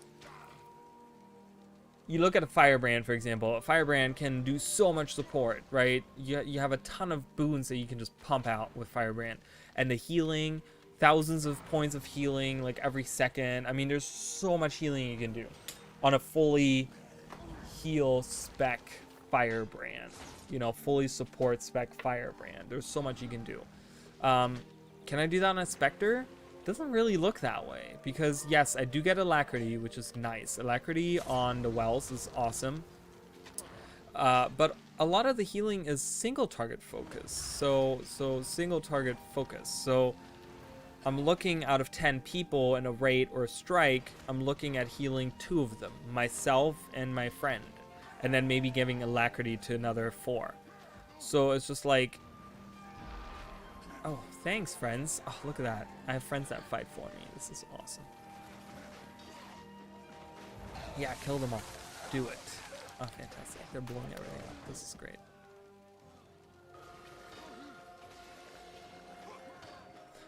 But, you know, so it's like, my worry is just that this one class that I'm deciding on is not viable for endgame content. Like, right now I'm looking to do strikes, because I haven't done a lot of strikes, and I really would like to, you know, it's part of the season of Dragons, so I want to get into strikes, and yeah, if Thief isn't viable, then I'm kind of boned, because I don't really want to switch. I want to concentrate on one character right now. I want to have a main character, and I've already decided on who that's gonna be. So we'll see. And we're gonna try out Spectre tomorrow. Tomorrow will be my decision day. Tomorrow will be my big decision on who I'm going to play for End of Dragons, and I'm probably gonna pull my hair out before I decide it, because I also like the Virtuoso, and I also really like the Vindicator. Both of them are super fun looking and playing and stuff. So I don't know. But yeah, And then hopefully before End of Dragons comes out, I don't know what I will have to, of course, see how everything goes, but hopefully I will have a new computer by then. Fingers crossed. Who knows? We'll see. I would like to have a new computer. I'd like to get a new computer and a new, I haven't, so, and knock on wood, this monitor that I'm using is not, back when I bought it, it was a pretty nice monitor, but this was in 2012 when I bought my last computer, and I've used this monitor ever since then. Ever since I bought a new computer to play Guild Wars 2 back in the day, which was like awesome, and I love that computer, but it ended up getting fried after a while, and it was just old. You know, it wasn't the greatest computer, and I didn't spend that much money on it, and it just became outdated really quickly. And I did buy it at like a pretty bad time where a lot of the stuff that I had in it became outdated like really fast because not a lot of new stuff was coming out. So and then I bought a new computer, but I didn't buy a new monitor. So I've been using the same monitor, and it's now at the point where I see everyone else with their monitors and their setups, and they just have like way better setups because their monitors are like massive and stuff. So I would like to give this monitor a little break, maybe. Maybe not. I don't know. Having a third monitor would be interesting. I don't know where I would put it. I don't really have space here to use it, but yeah, I do want to get a new monitor. I do want to get a bigger monitor, and maybe one of the curved ones. Those look really cool. Those curved monitors, I like those. But yeah, I do want to get like a very, very nice. I want to get like the best kind of CPU, because Guild Wars 2 is very CPU heavy. And you know, when I bought this computer, I was just like, you know, I'm not gonna go, like, I did get a pretty good CPU, but I didn't get like the best kind, and I was just like, you know, Guild Wars 2 isn't everything. And then here I am like playing Guild Wars like all the fucking time still, you know, like I'm, you know, 7,000 hours in, and I'm just like, you know, and I've created a whole YouTube channel just about Guild Wars 2 pretty much, you know. So it's like, I kind of want to get like specifically a really good CPU, because this game is CPU heavy, and I know with like DirectX 11 that's gonna get like a little bit better, I guess, or whatever. We're gonna see like increase and stuff like that, but yeah, I want to get like, I want to spend a lot of money on a really good computer and kind of have this as a backup computer and maybe use it for something else. I have other ideas that I want to do with that computer, so I do have some ideas as to what I'm going to do with that computer, because I'm looking to maybe do I'm really trying to get more people involved. Like, okay, you know, my sister and I have like a really strange dynamic. My sister and I don't hang out a lot, okay? I will tell you guys don't know a lot about my sister. I don't talk about her that much. My sister and I used to have a very different relationship to what we have now. We used to be a lot closer. We used to be like good, like best friends almost. We used to hang out every day. We used to talk every day. We just did a lot of stuff together, you know? And now we kind of have grown apart. She has, you know, we're very busy. She has her band, and I, you know, and she has her job, and I have my job, and, you know, that kind of like, you know, she has her life and I have my life kind of thing. So, we don't talk as much anymore, really. But what's interesting is that whenever we get together, we still have like a really good time. And I think a lot of people, like, we're the type of, like, not comedians, but like our humor that we have kind of builds off of each other. You know, it kind of like we're able to make really good jokes and really funny stuff. Like, she was here for the last stream on Tuesday, actually. She was one of the people that was in the fractal run that we did. And we have this interesting thing where we kind of like, when we're together in a room, we like joke with each other to the point where other people find us really funny. And I have that same kind of relationship with my best friend, and I do consider my best friend to be almost more like a sister to me than my best friend. Just because of the type of relationship we have, because she gets on my nerves as much as my sister does, you know, but it's like this brother sister bond, you know, and I feel like we've gotten to that point where you know, we've been friends for like 12 years, 13 years now. So it's just kind of like you get to that point where you step above being friends and you just kind of become family, just because you've been in each other's life for so fucking long and you've been through stuff for so long that it's just kind of like, you know, what else would we possibly be? We're not just friends anymore. But and again, with her, I also have that same relationship where we like base the humor off of each other. Like we like build it up and we like do stuff. Okay, guys, time for a jumping puzzle. I'm gonna go in here, go down in here. Whee! Wait, do I have to? I have to swim down. I forgot.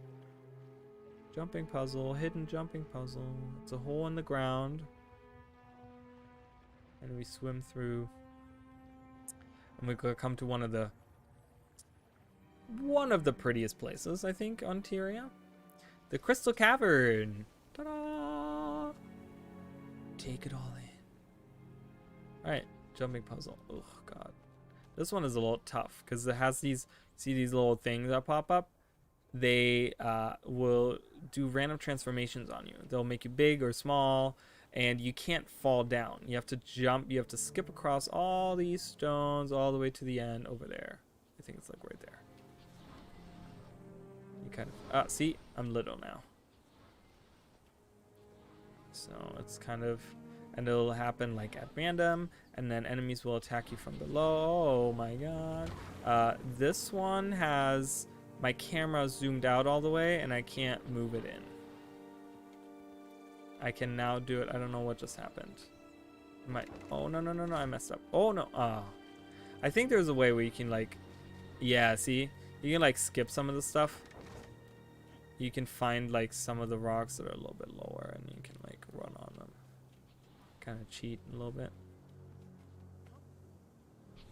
Ah! It gave me a speed boost. Oh, this gives me confusion. So my camera is, like, locked right behind my character now. This gave me the same. Oh no, I fell. Okay, where was the one where you could go up? Right here. You can do this. Yeah, see, you can kind of cheat it. Otherwise, you would have to like start from the beginning. I'm playing a Norn, which is like the worst to play at a jumping puzzle because they're so big and bulky, and it's really hard to like land perfectly. If I was an Assyrian character, this would be 100 times easier. Being little is actually really nice in this because. See, I'm about the height of an Assyrian character right now, and this is so much easier because I can really see. Oh my god, and I'm gigantic now. Oh lord. Oh lord, how do I even fit through here? Oh Jesus. That nightmare courtier is attacking me. I fucking knew it was going to. No! Are you fucking kidding me? Do you see that bitch? She fucking shot me. I was right at the end. There it was, right there. God damn it. Almost there, and then I just gotta run through that part. But yeah, what I was gonna say, so what I want to do with that computer is maybe set it up to the point where I can do like streams with, oh god, my camera's all the way zoomed out. Streams with other people on my couch here in this room with me on my big TV. We can play something, and then I can have a camera set up that like films us or whatever, and you know, and we get to be on like stream together or something, and I'll make that like depending on how the schedules work out, but I could have it for like, please don't shoot me, please don't shoot me. Oh, you stupid bitch. No, stop it. Did I make it? Does that count? Oh, it counts. God, go through. Yes. Get me out of here. Whee! And we get dropped right into this lake we were at earlier. Woo! All right, here we are. Oh, I can finish that one, can't I? So I would like to do that more. You know, I was thinking about like doing a Super Smash Brothers tournament or something and stream that. But the problem is that like I think I'm like, how am I gonna do that though? And I think if I have a second computer, it would be so much easier for me to do that. Where I could just set up the computer and just run it right from there. You know, whatever.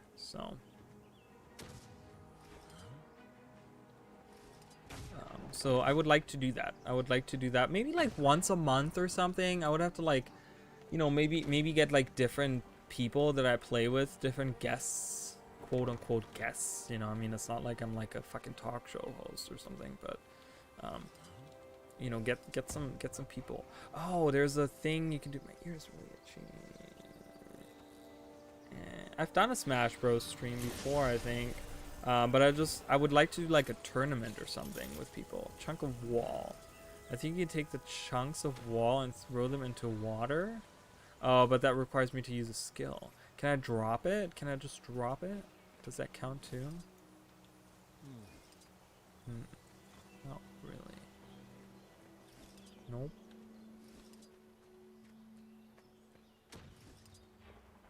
Nope. Oh well.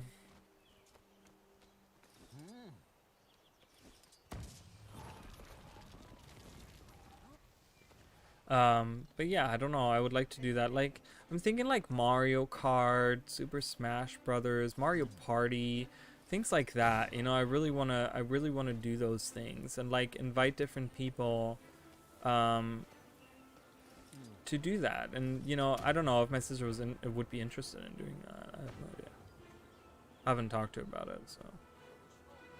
But you know, it's just ideas that I have.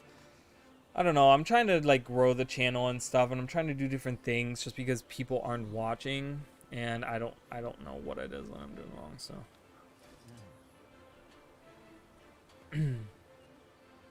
and like I don't know. I kind of feel like, you know, and I hate to like use that as a scapegoat, and I'm not like, but I think one of the attributing facts is the like people in my life that do say that they're gonna support me and then they don't, you know, and that's I think what it kind of comes down to, because people always say like, oh yeah, I support you, oh yeah, I always see the stuff that you like post and stuff, and I'm like, yeah, but no one shares it, you know. It's like I post on social media all the time, I used to post all the time, but it's like people don't share that stuff.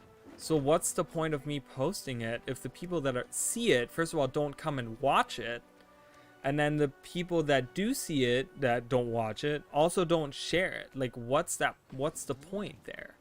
You know, it's like extra work for me. You know, it's like the social media works in one way where it's like you have to share the stuff, otherwise it doesn't mean anything. And you know, that's kind of where I get frustrated with the people in my life. You know, where I have people that claim that they support me, but they don't, you know, and it's like, okay, well, you know, and I appreciate the ones that do watch and stuff, you know, but I don't know, I just wish people would like share the stuff more and just, you know, just, I don't know, show that stuff off more in a way, I guess. I don't know, because it's like, because I always think I'm like, oh, maybe I do a bad job, but then people always like give me so many compliments on my videos, and I'm like, oh, thank you, and they're just like, oh, I don't know how you do it.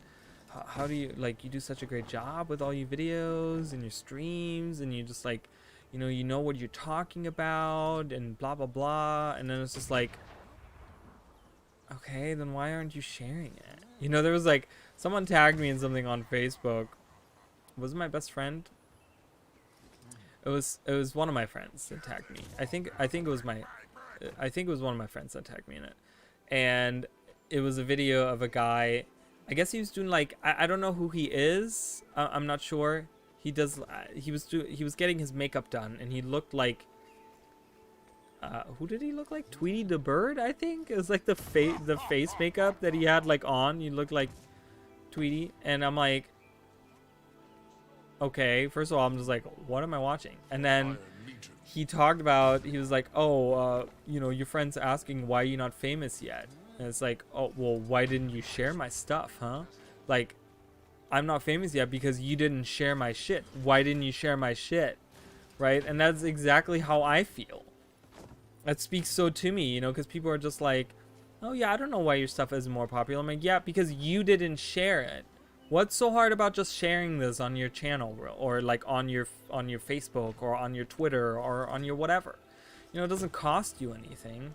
You know, I retweet stuff all the time from people because I'm like, oh, you know, I don't have a lot of followers, but you know, the ones that I do have, I kind of want to like let them know about this cool tweet or whatever. You know, same with Facebook. I share so much stuff on Facebook that I think is really cool. Videos and memes and like whatever, you know, that people have created. Like anytime my sister has a new painting and she posts it, I share it because I'm like, yeah, I want people to see that shit. It's cool. It's awesome. It looks good. Blah blah blah. Whatever. You know, it's like, but people don't really do that with my stuff. So it's just kind of like whatever. So, but you know, I hate to like sit here and complain. So I don't really. That's not really what the stream is about. So, ooh. Let's take that. That's good. Wall fragment? No. Why is everything power condition damage? Every item that I've been finding is power condition damage. Alright, we can move a little bit further up here. Yeah.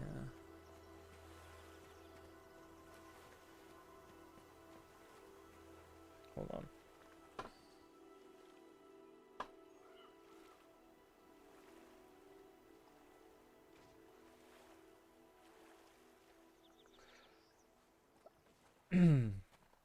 Yeah, so, but you know, it is whatever. It is what it is. And like I said, when I decided to make my YouTube channel a year ago, my decision really was that I would make this for myself. The streaming, not so much. The streaming was something that, you know, I had, like, you know, I've been streaming for years now. You know, and I used to stream on Twitch and I left Twitch and now I'm like on YouTube and stuff exclusively. And, you know, for years on Twitch, I wouldn't get any following or whatever, you know. But I decided that, like, I want to keep doing it because I really enjoy doing it. And, again, I think it's something where, you know, I love the discussion that we have and stuff. Didn't I mine this already? Pretty sure I mined this already. Where is it? Where is it? Oh, right there. You know, it's a matter of getting my opinion out there and getting, you know, my mind sorted and getting other people's opinions and start discussions and stuff. And that's pretty much the whole reason for the YouTube channel too. You know, was just kind of get my opinion out there and stuff. Whether people see it or not, at least I can say that I have made the effort. I can at least say that I have tried to do my best. And if it doesn't work out, it doesn't work out. And if I'm sitting here at 70 years old with, like, you know, 400 subscribers from my now 319, then so be it. That's fine too. That's all it is. That's all it's gonna be. So I don't, you know, I mean, it is what it is. And I'm not trying to like complain. I'm just trying to like prepare myself mentally for that. And then at that point, you know, it's just like I just do it for fun. You know, it's really just about having fun, and I do have a ton of fun making videos. And you know, I have to say that yes, my viewer count has plummeted by hundreds, even thousands, and you know, if you compare it to some other videos. But the few people that do watch it do seem really to appreciate it, and they do watch it, and they do give me compliments on it, and they do say that they like it. So, yeah. I mean, you know, and I feel like that's all that counts. If there's some people that I can make happy with the videos that I make, you know, or give them, you know, 15 minutes of something interesting to watch, then that's like enough for me. Like I think that's for my own satisfaction. Like I like, you know, that's pretty good. I like that. It's really nice. And I appreciate the ones that do watch it. Yeah, so it's kind of strange though. One thing that I don't really understand is when you have a subscriber count and this is what's really weird. So like people subscribe to you, but not like I subscribe to the ones where I want to see more of, right? I subscribe to the channels where I'm like, oh, that was really cool. Like I want to see more of that. So I've subscribed to them. And then when they release a new video, I go watch it. But then you have people that like, or then I look at videos, you know, and I'm like, I have 319 subscribers, right? But my newest video only has 33 views. So I'm like, so I'm guessing out of those 300 people, 33 people decided to watch it. What did the other 280 people, like almost 290 people, like they saw the notification and they decided it wasn't worth their time to watch this 10-minute video, even though they subscribed to my channel? Like, did they subscribe to me out of pity is where I kind of go with, you know? I'm just like, oh, weren't they interested in my content? They just did it to like help me out because they're, you know, nice in that sense, where they're like, oh no, I want to give this person a subscriber even though I don't care for his content, whatever, you know. It's just kind of weird. And I think this is more so to like other, like I look at Wooden Potatoes has 149,000 or something subscribers, which isn't in the grand scheme of you know, YouTube, that's not huge. It's still massive compared to, you know, a lot of other people that I know, but in the overall scheme of YouTube, that's small. But then he releases videos and he only gets like 30,000 views on it. I'm like, what about that, like other, let's say 110,000 people? 110,000 people have gotten that notification on their YouTube that he has released a new video, and they don't watch it. It's strange to me. I'm just like, huh, I don't know. You know, do people not look at the stuff that they like, that's been suggested to them, or that's like on there? Like when I go on my YouTube, I'm just like, oh look, there's something right there, or there's a new video. Like I feel like YouTube does such a good job with like showing us new things. Like I'll watch a video and then there'll be like on the right side, there'll be like a new video like an hour ago post, you know, this like Wooden Potatoes posted a video an hour ago, and I'm like, oh cool, okay, let me watch that like after or whatever, or some other time. Like it's in my mind that there is a video there, and I usually 99% of the time go back at some point and watch it. And it's like, do other people not do that? Like it's so weird to me. Like people are on YouTube all the time, right? They're like, well, I don't know, is like, does it have to do with like how TikTok is taking over and they're just spending like hundreds of hours on TikTok watching like some stupid dance videos? I don't know. I'm not huge on TikTok, guys. I'm not a huge fan of TikTok, really. But I don't know. I have a TikTok, and I don't know. I haven't really posted any videos or whatever, so.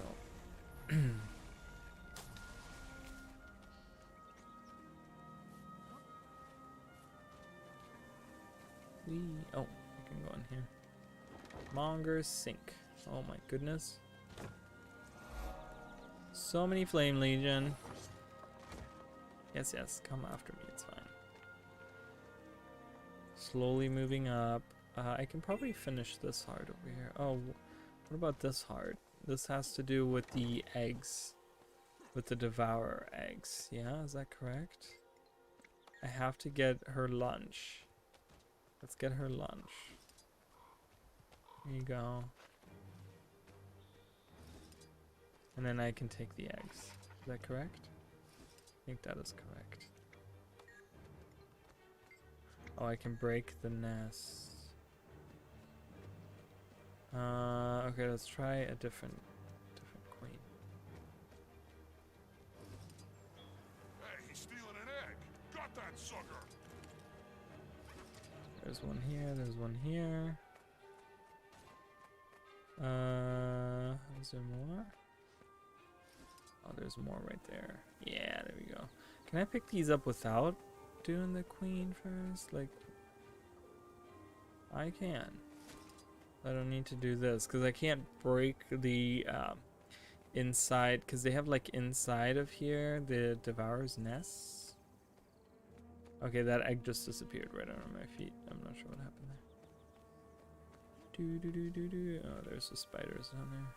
I hate that part over there with the spiders. So many spiders that come out of nowhere. But yeah, also, so channel wise, speaking of, as always, um, Legend of Dragoon, I think I was talking about a little bit yesterday. I heard rumors that there was gonna be like a remake. There were remakes in the works, and there was this interview that was posted online. It doesn't seem like a legit interview to me. I don't know. I didn't really do research um into the like different people that were involved or whatever, because this interview describes how there's 100% a remake coming, and then come to find out a few months after this interview, there was the company that originally made it was bought by Sony, and then people are like, oh, now we have hopes of there's actually being a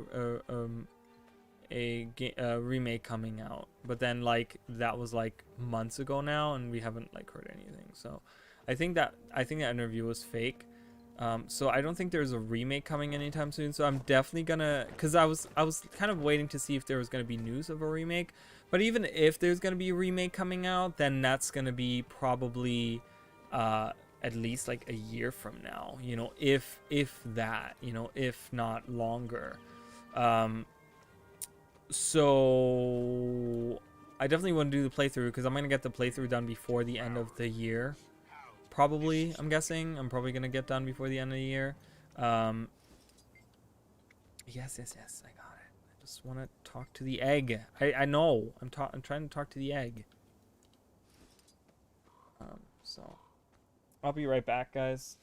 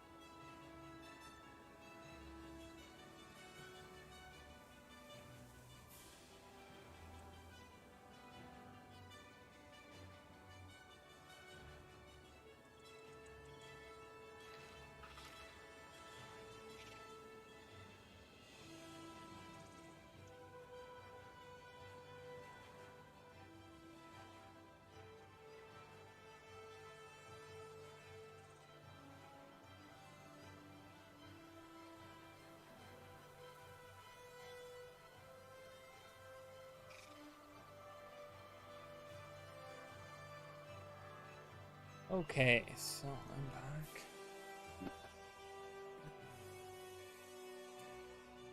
Alright. Let's do this. Let's collect my eggs. This is like really slow progress right now. It's okay. But yeah, so Legend of Dragoon is happening soonish. I'm gonna start recording, I think, soonish. I don't think the episodes are gonna come out soon. You just stole that egg. But yeah, that's gonna be super exciting, and there's a couple more that I have ideas for that I would like to do for the channel and stuff. Of course, with like, you know what's really interesting is that I feel like, you know, they have released like a schedule for Guild Wars 2 up until the point where the game comes out and stuff, but I feel like there's a pretty big gap between like stuff that's on there. Is this queen not respawning? Is she just dead? Is there something wrong with her that she doesn't respawn? Her body doesn't despawn either. But yeah, I mean, as How delicious looking. fucker stealing the egg. Take your stupid egg. It was rotten anyway. Why are you throwing egg at me? I didn't even do anything. He's like, take your rotten egg. I'm like, I didn't even do anything. I was gonna let you keep it. But yeah, I would really love to do some like co-op stuff with people like on camera on the couch with me. I think that would be super fun, because I don't mind doing the like having them in Discord and stuff. The problem is you can only really see me, and then like having the other people like kind of in the background is just kind of like, I don't know, it's just not the same, you know. It's just you see them running around, you don't necessarily know what they're talking about and stuff. Oops, I didn't mean to mount up. So I would like to have that something where I could do like on the couch or whatever, so with like other people. So I will have to like do that setup, but that's gonna be happening once I'm done with my that's gonna be after my I get my new computer. So hopefully that'll happen this year. I don't know. I want it to happen this year, but who knows?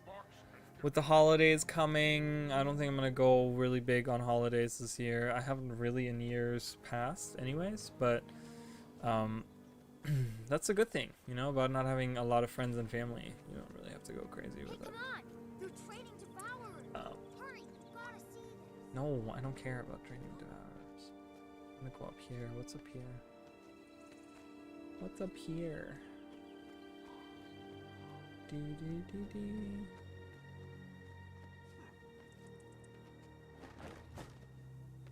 But yeah, you know, it's like we're gonna get busy at work as well throughout the holidays, which means that I'm gonna be stressed out, but also means that I'll probably have some more money in my pocket. So that's good and bad, I guess, at the same time.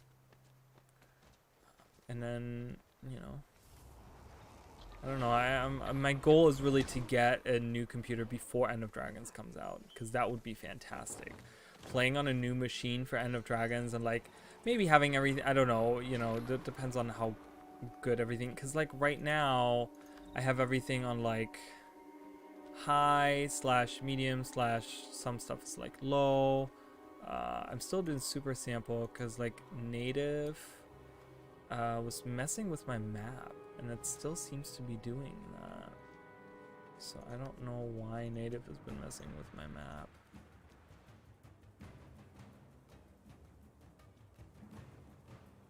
I don't know. Oh Jesus. I'm supposed to defend him, but I can't even revive him, so. Okay, we'll go somewhere else. Man, really seeing one of those tanks move around the world would be really fucking cool. Where you can actually like jump on board while it's driving. Kind of like in Halo, you know? Was it Halo Reach that had it? No, it wasn't Halo Reach. Was it Halo Reach? I don't think it was Halo Reach. The big tank thing. I think that was Halo 4, wasn't it? Yeah, I think that was Halo 4. New Halo coming out too soon. I guess it was a new trailer release. I haven't watched it. Something about the like single player story. There was a trailer or something I saw, and I was like, ooh, I still haven't watched it. So I'm probably gonna watch that later because I really want to see it. I want to see. What are you doing here? Who are you?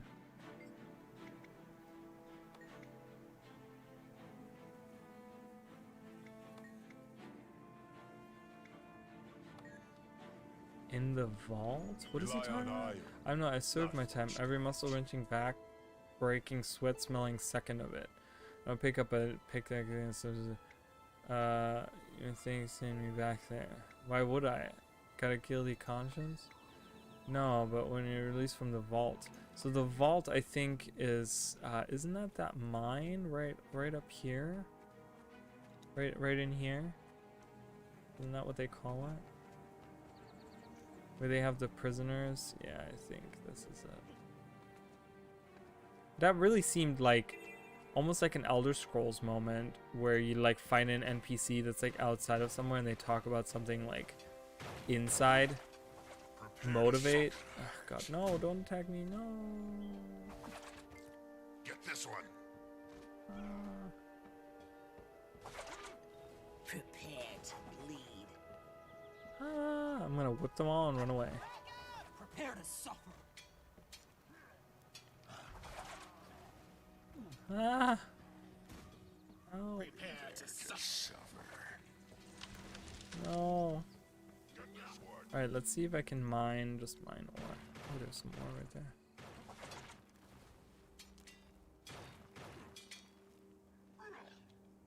Pick up ore.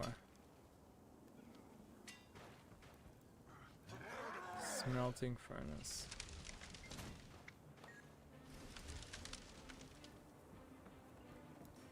Okay. We can do this. Oh, sorry guys. Cool.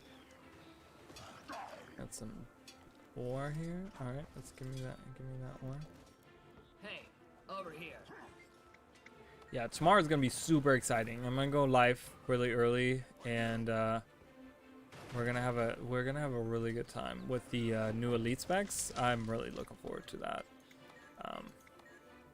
Like I've said before, like I feel like I wouldn't want to play.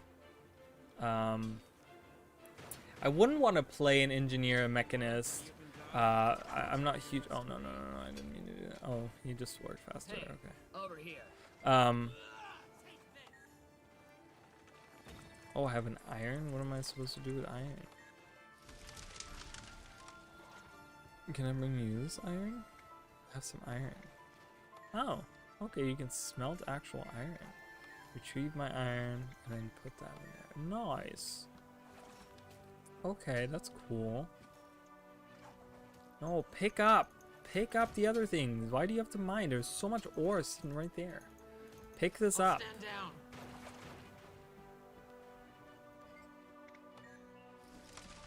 Okay, and then retrieve my, and then I Let can me give it guess. to him. More work. All right, we're gonna do this. I feel like this works better. No, not mine. Pick it up. It won't let me. Literally won't let me. So annoying.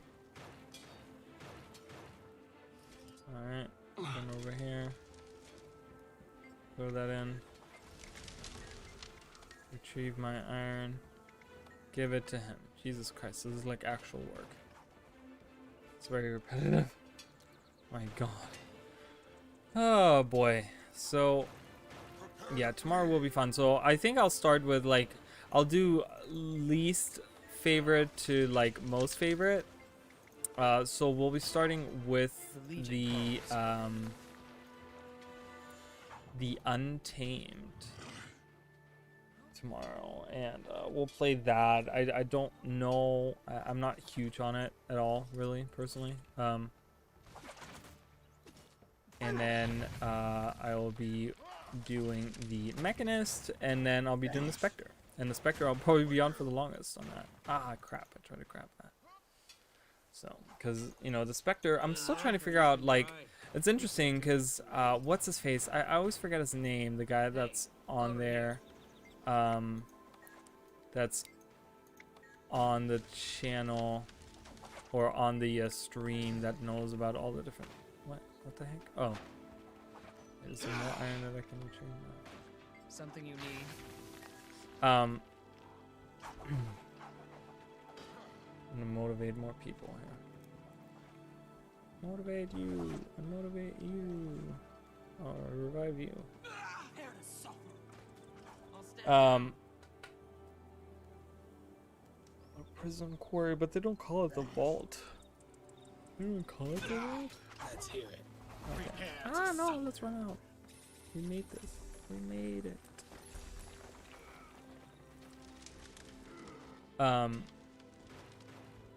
But that guy was saying that I guess there was like synergy with like plague doctors, and that's kind of what I was thinking of, because it's like a condition based spec, you know, of course, and it does have healing. So yeah, I really think that plague doctors is the way to go with it. So I'm gonna try plague doctors, and I really want to see how that works out for me, because the targeting, again, I use action camera, so I'm hoping that the targeting isn't gonna be too bad of a problem, but we'll have to see. I don't know, we'll really have to see. Da, da, da, da, da.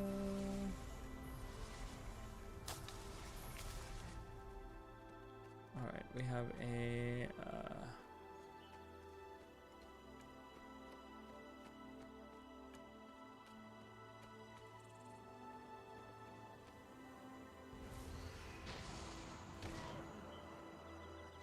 no.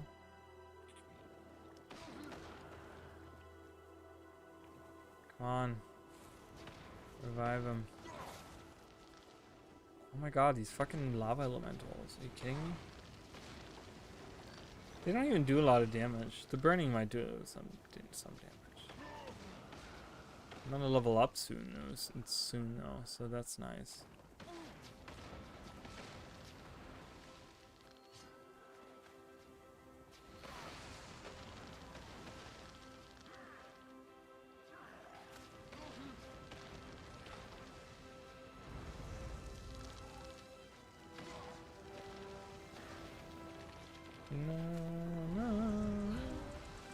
And today was supposed to be the day that they go live with the Nintendo Switch update too, the expansion pass and stuff, and I don't think they have yet.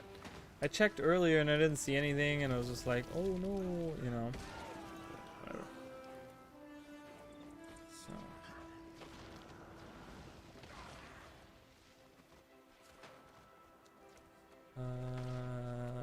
Is it gonna be time to kick some people?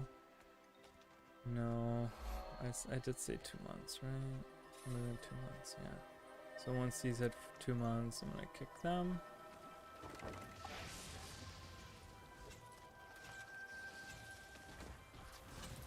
I can do these.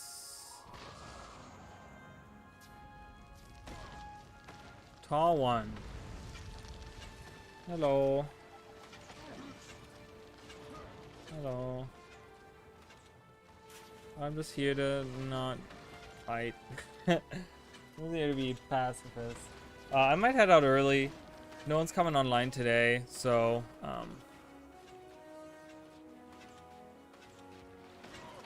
which is fine.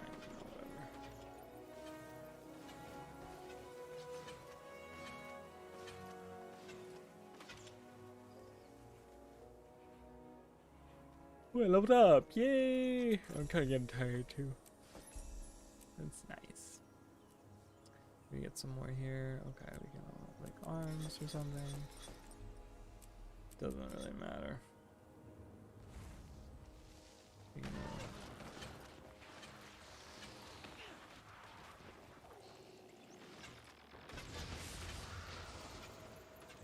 no fighting, guys. No fighting here.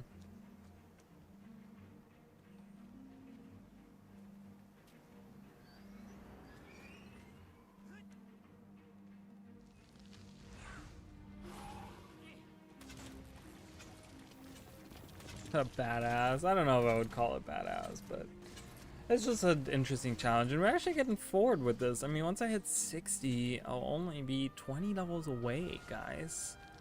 Only 20 levels away. That's crazy.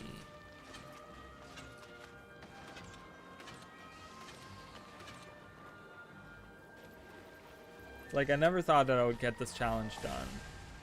Oh, apparently I got credit for that. Apparently I got credit for that.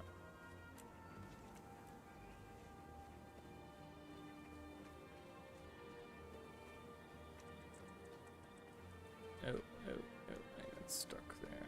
Let's go in here. Alright, what kind of token? What do you have? Ooh, there's a skin that I have not unlocked, guys. Look at that. So guess what I'm buying? The skin to unlock it. What do we have here? Power, condition damage, nope. And the ring, which gives me... Oh. Ooh. This is really good. I will have 2 of those rings. I will equip this and equip this somehow. Look at that. That's fantastic. That gave me like a bunch of healing power and a bunch of vitality. That's really great. I'm so happy about that. Now I mean, I'm almost indestructible at this point. Like, I do so much passive healing. I can't be destroyed. Alright, goodbye, friend. I'm moving on now. Yeah, I think I'm gonna head out, guys. No one's coming online today, and I've already been live at this point for over 2 hours. I know it's a little bit early, but I usually base it off of how many people are coming online. Once we have people online and talking, I usually stay. But since we don't, which is fine, I'm gonna head out. I will be live tomorrow earlier. I'll be going live probably around, like, I want to say like 2 p.m. I'll go live around 2 p.m., 3 p.m., 3 p.m., whatever. Depending on also like when the update is, like when the thing is out, you know, who knows. But yeah, and we'll do a bunch of stuff there. We'll do the I'll be live for like probably 5 hours. I mean, we'll be going through all the different like elite specs and stuff, and trying out different builds and trying out different just things. You know, we're gonna work on those.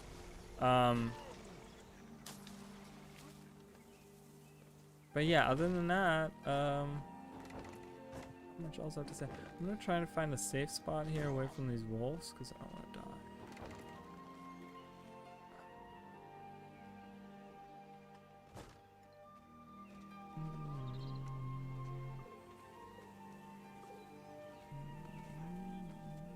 Up here, maybe? Yeah, this will be safe. Among these rams, I'll hang out. We'll get a nice vista. Look at that. That's cool. The vines and stuff. All right, well, this is gonna be it. So, like I said, tomorrow we'll be doing elite specs. We'll hang out. We'll talk about those. We'll see how I like those, and I'll probably make my decision. I will be making a video reviewing all of them, as well as comparing them to my speculations that I've had, because I did have 18 speculations that I made. One, you know, a set of 9 based on community feedback, and then another 9 that I've come up with myself, which was my first set of videos ever made. And I will talk about that and kind of compare them.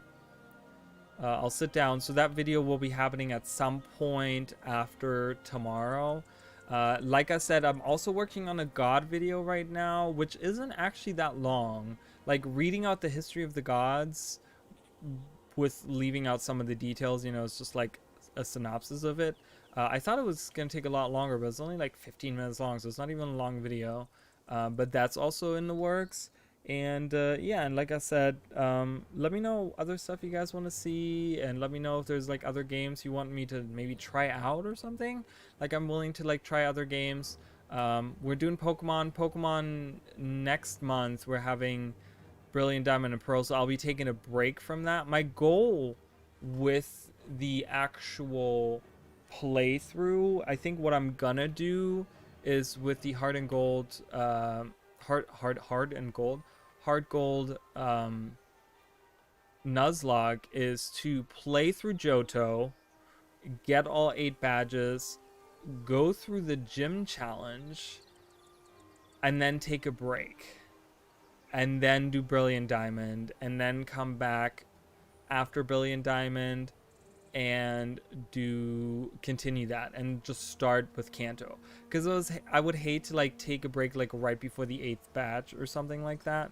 So we're gonna try to go through. I will be doing some grinding to get the team up to snuff too, because we've just lost so many team members. I will keep the whole rules in mind. I won't just like level through them with them dying or whatever. Like I'm gonna not do that, but I'll be able to like speed it up a little bit and do some grinding and, you know, get them to like all of them to like level 20 at least, so that they're like maybe there, because otherwise we're just gonna have a really bad time as we go along. But yeah, that's gonna be it for me for today. I'll see you guys for all the other stuff. So bye guys, see y'all later.